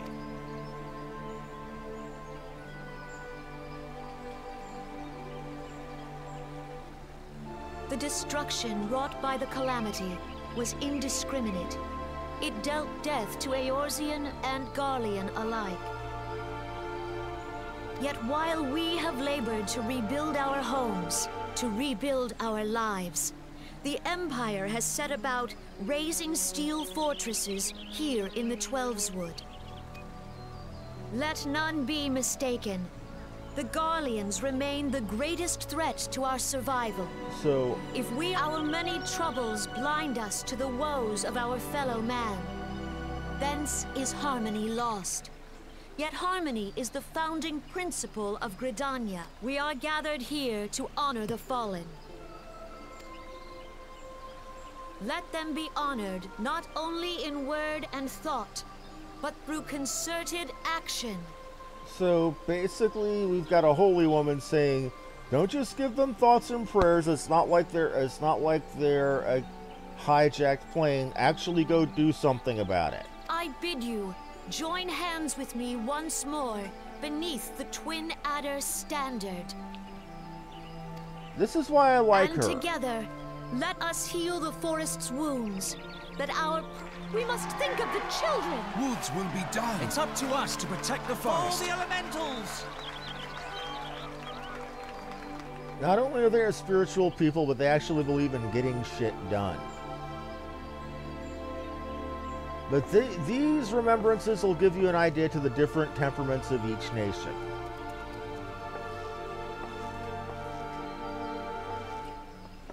Now, compared to the other nations, arguably Gridania is the most unified. I mean, a lot of what goes on in Heavensward, despite being in Kurthus around Ishgard, is based If you'll permit or kicked off by what happens in Limsa at the end of the main story of this game. Of 2.0. And my sister, Alize, at your service. I saw at a glance that you were a fellow traveler. You might call us students of history, sampling the realm's remembrances in pursuit of enlightenment. Again, rest in peace, Alphinode's original voice actor.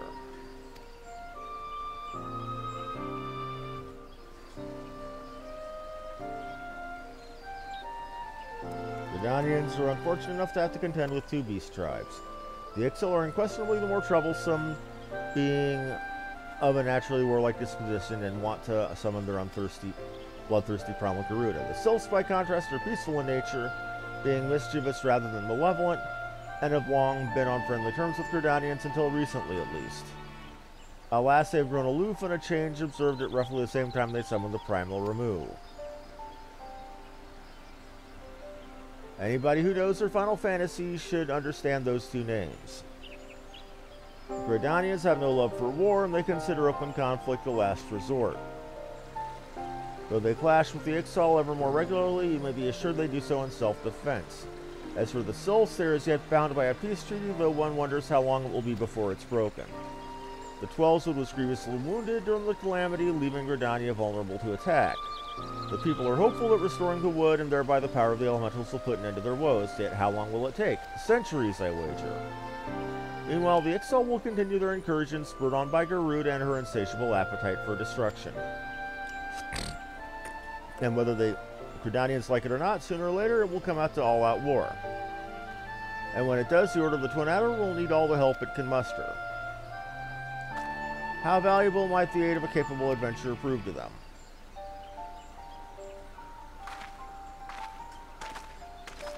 We're going to run into him at every single one of these meetings. And her.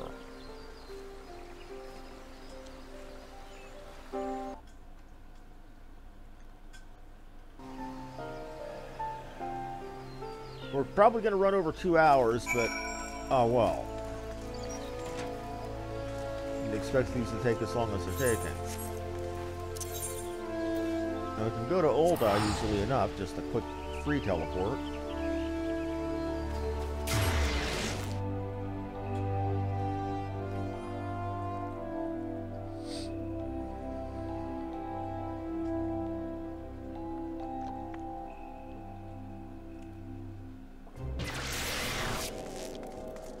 Now they want me to go to the Royal Promenade.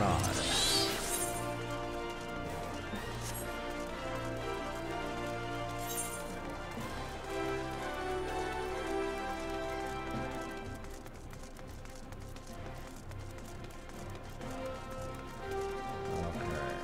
Or the dance.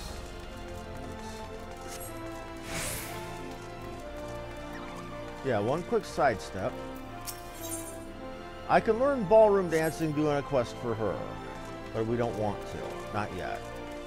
I'll save those quests for XP for another class.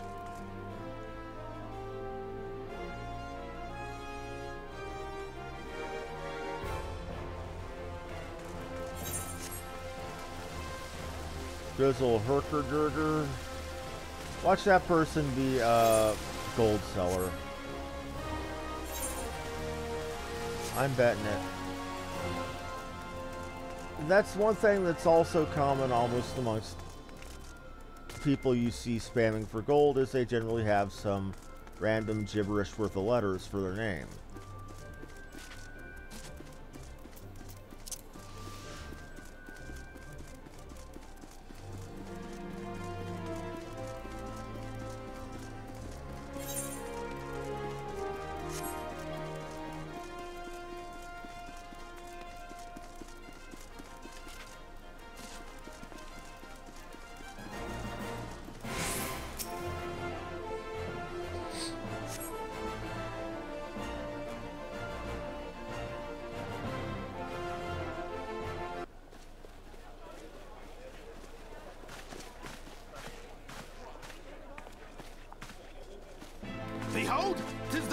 become an animal herself! And Roban as well!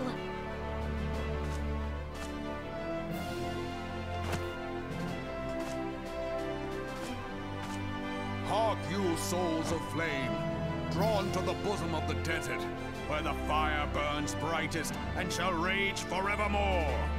Hurrah! Roban!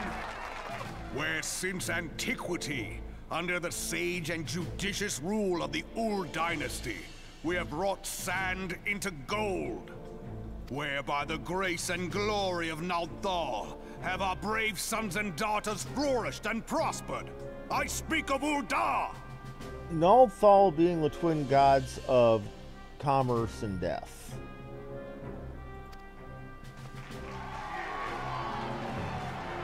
There, at the Flame General's back flies the Grand Company's standard. Note the sigil. The golden scales of order balance the jewel of prosperity with the flame of might.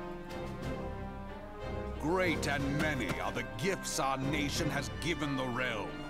In Eorzea's darkest hour, on the killing fields of Cartano, none spent more in blood and gold than we. Yeah, every nation is going to say their people suffered the most, so we should go out and help them more. Thus was the 7th Imperial Legion laid low. So that's how it happened. How soon history forgets. Yet many left our gates, never to return. Let us pray for our absent brothers and sisters, that they might know happiness in the great beyond, as Thal's honored guests. Oh, the whole classic Marine thing. If the fates were fair, the price we paid that day would have bought us victory. Alas, they are not. No, this is a literal thing for United States Marines, by the way. It's even in their song, or the last verse of the Marine Corps hymn, that they believe that when Marines die, they're actually going to their final duty station and the Marines guard the gates of heaven. I'm not even kidding. It's in the Marine Corps hymn. And now, but 5 years into this 7th Umbral era, the spirit of sacrifice which granted us our strength is all but dead. Look around you. What do you see? A people divided, downtrodden, and enthralled. Where are the merciful alms of the rich? Where is the just steel of the righteous? I ask you, is this the great nation our brothers and sisters gave their lives to save? You who call this living, dishonor the name of the immortal flames. It is but a slow death. Our enemies surround us. The savage hordes of the Amalja wait beside our roads, strangling the lifelines of trade. Meanwhile, the Garleans make mock of our borders and despoil our land of its natural wealth. We stand on a precipice, yet we do not act. Whether trader or soldier, monetarist or royalist, all must recognize that a divided Ul'dah stands to fall.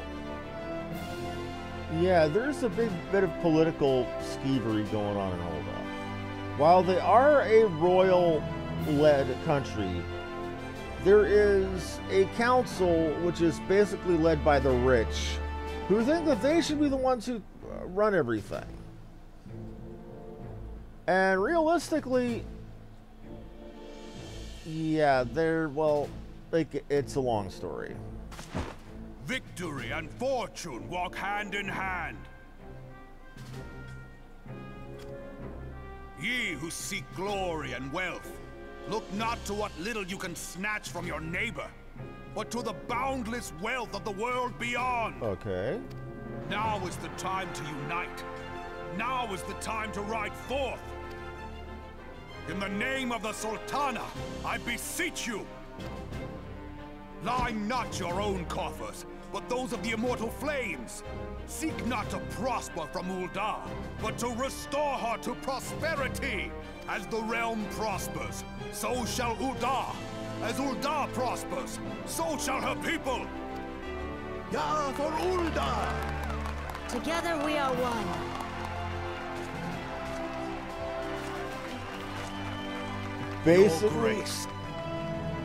Basically a lot more militarist and about force and power than it was in Gridania, but same general message.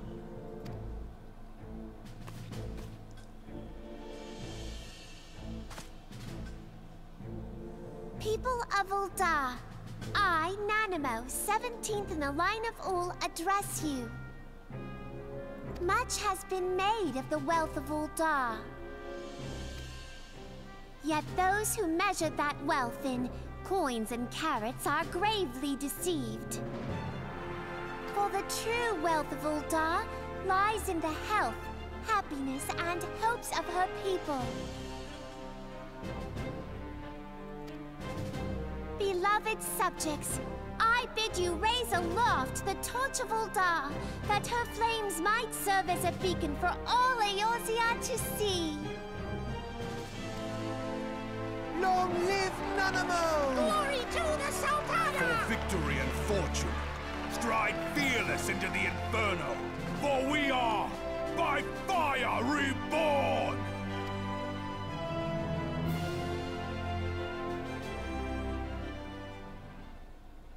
So very much about money and martial strength. Forsooth! The time is now! I fancy meeting you again. You can see of the two twins, he's the talkative one. She's the petulant emo one. The Oldens have a long history of conflict with the Amalja, the beast tribe that worships the primal Ifrit. Judging by the look of the states, I take it you've encountered them.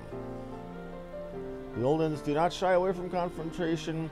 If aught threatens their prosperity, they will seek to crush it. So they have dealt with Ifrit thus far, smothering his flames each time he is stoked to life, yet he is but one of several problems. Though they have been quiet these past 5 years, the Garleans have not gone away. Meanwhile, the refugees continue to arrive in droves, and Ul'dah has no clear policy on how to deal with them. After all, not even the Sultanate's coffers are bottomless, and even assuming they had the coin, their resources will ever be finite. Which brings me back to the subject of Ifrit. It has been observed that the Amalja are summoning him with increasing frequency. Every time they do so, the Oldens send their forces to smite the primal, and though they invariably succeed, each victory is bought with blood. It is a war of attrition they cannot well sustain. Small wonder then the immortal flames are eager to recruit more numbers. At such a desperate hour, an adventure of your experience would be most a welcome addition.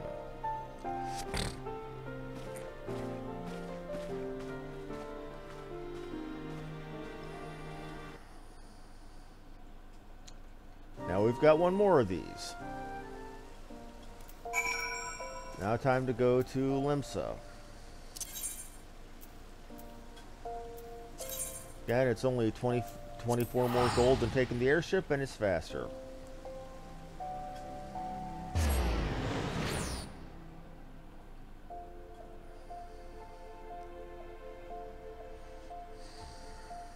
And they named their guild the Kraken Club. Oh dear lord. Okay, for a bit of reference, this is an in-joke to Final Fantasy XI. In Final Fantasy XI, there was a club-type weapon called the Kraken Club. The damage wasn't all that great, but it had a special bonus that... Oh my lord, there's... Oh, right. The special bonus was that it randomly attacked for an extra 2 to 7 times. So every swing of the Kraken Club could potentially be up to 8 swings.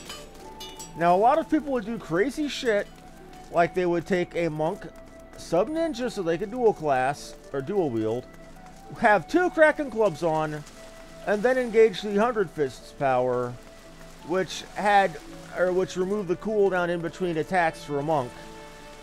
And basically see if they could try to break the game by having the Kraken Club's multi-hits going on with the 100 Fist.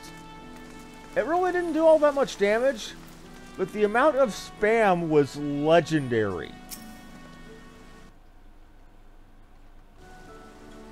Here to attend the Remembrance Service. Be quick, the Admiral is due to give her address any moment. And here we have Melvib's original voice actress. I keep saying that because at the end of Heaven, or at the beginning of Heaven's Sword, they changed to all the new actors. So much for our alliance. It's sunk beyond the seabed.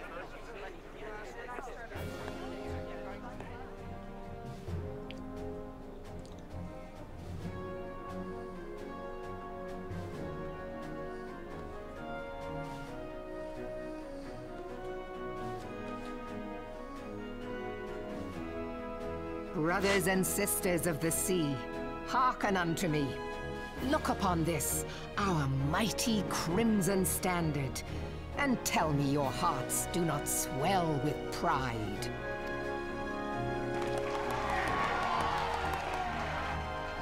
"700 summers have come and gone since our forefathers first ran aground in this fertile bay.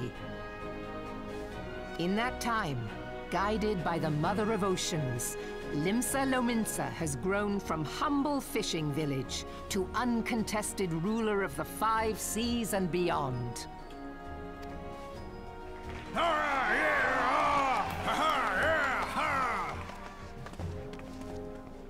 Did you look as the Admiral bid you? It is a rather stirring standard, I must say.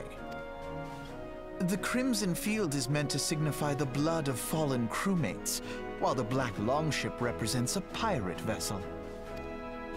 When the Gallian Empire marched upon Eorzea, we assembled beneath the Maelstrom standard, and our grand company was reborn. All answered the call, from the Knights of the Barracuda to Hilthier's bloody executioners, and together we met our would-be conquerors upon the field of Cartano. That day, the world bore witness to the united strength of Limsa Lominsa. And each one is totting up their own achievements. I swear to you, no army ever fought harder or with more courage, yet many of ours did not survive. Join me now Good in actress. You remembering can even those hear her who voice fought in the waver name when of she freedom mentioned that. and fell. May their souls be returned to the sea.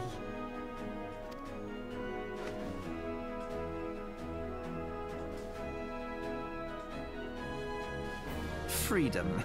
Yes, they have always been rather fond of their freedom. Much as the beast tribes have. Small wonder. Beneath the surface, one would struggle to tell them apart. What the fuck is his problem suddenly? It has been 5 long years since the calamity struck. 5 long years of tireless rebuilding. Yet still the wounds of the calamity fester and weep. But when I stand atop the mizzenmast and gaze out upon our battered and broken vessel, I see an undying spirit. Did we not build all this from the wreck of the Galadian all those centuries ago? Shall we not do so again? Yet there are those who would see this ship of ours sink beneath the waves of the restless Rotano. The Sahagin creep ashore seeking blood for their accursed god. Those fishback The Sahagin have risen? While the mines of Ogomoro spew forth kobolds who push ever south, despoiling our lands as they go. These savage beast tribes will be the first waves to crash against our creaking hull. And behind them swells the grim tide of the Gallian Empire. Even now the curs fly their flags within our borders. Doubt not, but that they will be upon us ere long. We are well nigh surrounded. Yet there are those among us who would rather turn their swords against their crewmates than our cannons against our foes. How can we hope to repel our many enemies when mutiny breeds below deck? There is but one course left to us. One bearing that will bring us victory over the beast hordes and the Empire both. And see this ship safe to port. We must mend the rift the Calamity has reopened twixt pirate and maelstrom, and stand fast with our adventurer brothers against the coming tempest. Now, one question is, what free company am I going to join? I'm probably going to join the Maelstrom simply because I prefer the whole militarization of it. To me, then, brothers and sisters of the sea, gather beneath the undying, and with the guidance of the navigator, this great vessel of ours shall ride the waves till sea swallows all. Long live the Admiral! Admiral Mervyn! Gather the lads! Oh, where's me cutlass? I'll follow ye to the seven hells, Admiral!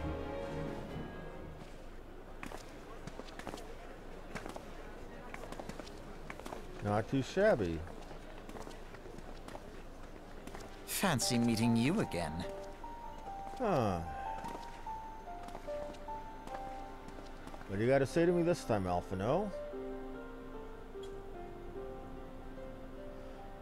Okay, Admiral mentioned in her address, Limsa is plagued by two beast tribes. The first is the fish-like Sahagin, worshippers of the primal Leviathan. Second are the kobolds, who take the primal Titan for their god. So the beast tribe's presence were troublesome enough, the Garleans have also chosen to erect a fortress right in the Laminson's backyard. And that is to say, not of internal strife. A nation of pirates, there is no end to the blood feuds and the various factions. While they fight amongst themselves, the Garleans whet their blades and watch. If the Laminsons have any hope of withstanding the Empire, they must first resolve their own shit. Differences must be set aside, and the primal threat must be dealt with once and for all.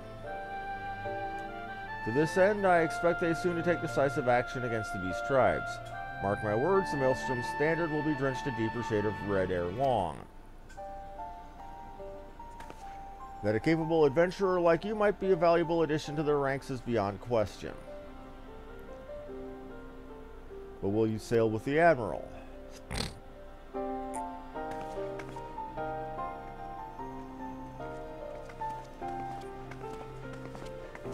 I'm also considering the Flame simply because, well, soldiery.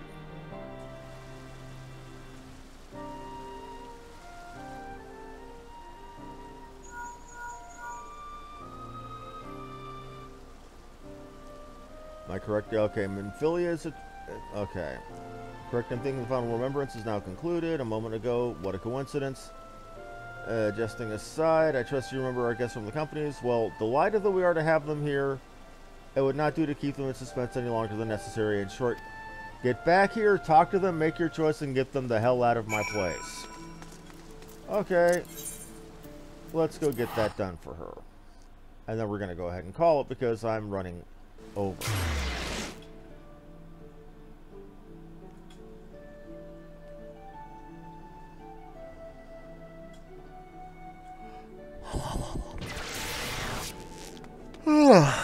Not sure why I'm yawning. I'm not tired.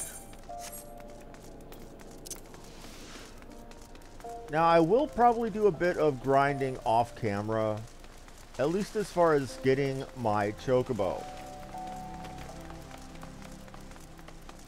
I don't like not having a mount. Makes getting anywhere in this game forever. I think that's probably where a good percentage of my stream time every day goes to, is getting from point A to point B. And as much as I complain about it here, bear in mind, in Final Fantasy XI, it was worse. You moved slower, the maps were bigger, fights took longer.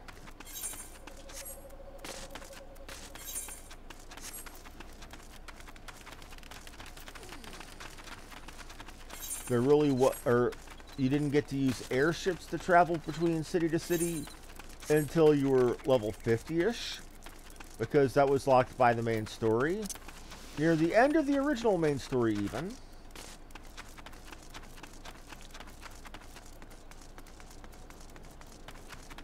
Because how that worked was you didn't get access to the airships until you hit a certain point in the story quest, which was literally the last chapter of the main story of Final Fantasy XI. Or rather, of the core game. The game has more expansions than EverQuest at this point, I think. Ditto with your Chocobo. You could get a Chocobo earlier than that, but there was a long quest where you got a Chocobo egg and had to feed a baby greens and greens and greens and greens before you were able to actually get your own.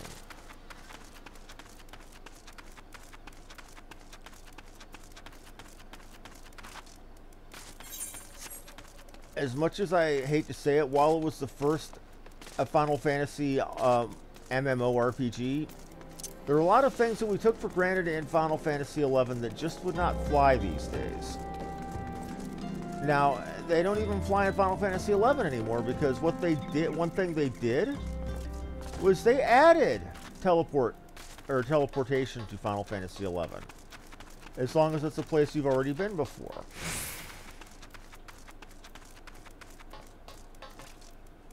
But that was something else that Final Fantasy XI has that this game doesn't. When you die in that game, you lose experience. If you lose enough experience, you can go down a level. It was not uncommon for a person to get to a point where they had just got a level, but would die and de-level, level and de-level over and over again because of bad luck.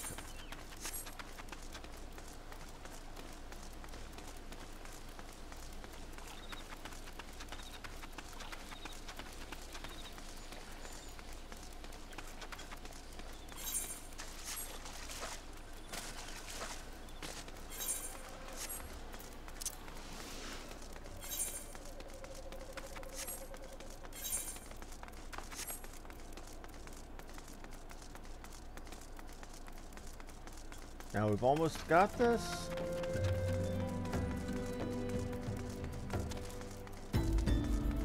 Moniker sobriquet. And that's funny because moniker is a term for a working name as a sobriquet. So that guy's name basically means name McName.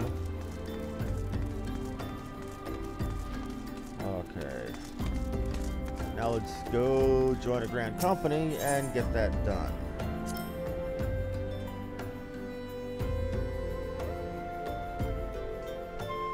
Sorry, my ear was itching.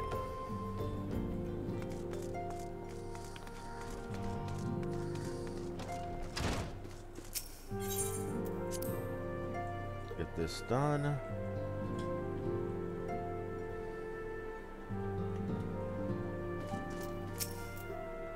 Welcome back, where the Grand Company's lead is words as illuminating as you'd hoped. Each nation is beset with problems. I trust now you see why our services are in such demand. Whether there were more of you. You must be tired from your journey. Why don't you rest a while and take a moment to reflect on your decision? When your mind is made up, give the Grand Company people your answer.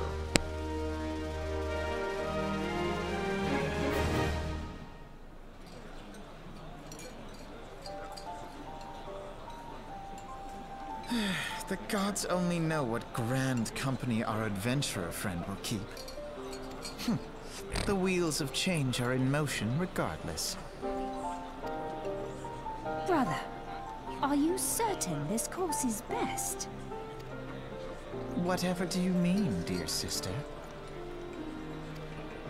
The so-called remembrance ceremonies were little more than standard waving rallies. Which is exactly what the people needed to get their As morale though the up. Calamity and Seventh Umbral Era warranted scarcely a mention. Well, of course they were standard waving rallies.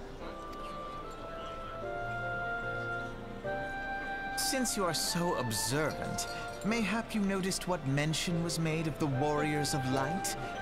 None. I suppose they must have forgotten the heroes who spared Eorzea a fate worse than the Calamity? No, dear Alizé, they haven't forgotten these details. They have elected to omit them. Deep are the wounds the Calamity inflicted upon Eorzea. So deep, in fact, that the realm still bleeds. Needless to say, the beast tribes and their primals do little to alleviate the pain. So, the task of salving Eorzea's wounds falls to the scions of the Seventh Dawn, with a little help from our friends, the Grand Companies. Remembrance will yield no remedy. If our world is to heal, we must put the horrors of the calamity behind us. Our grandfather would never entrust the fate of the realm to despots who rewrite history to their convenience. Yeah, the Louis Suave that the Scions revere is their grandpappy.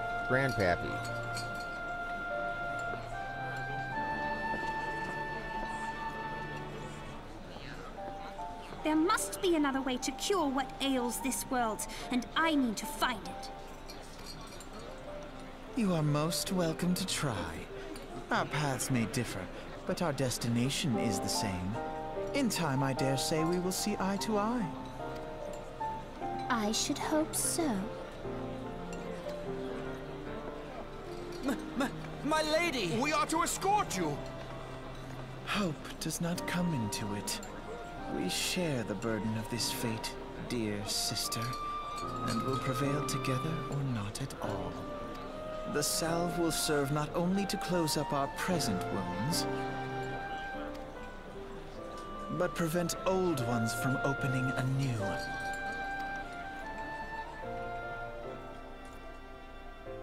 Let's get this point to a game where I can log off, or get this game to a point where I can log off. Okay, now I get to my choice to choose one. I'll choose one tomorrow. Now, thank you all for watching. Like, follow, and subscribe if you enjoyed the show. This has been Harmony Muse. Thank you, and have a good one.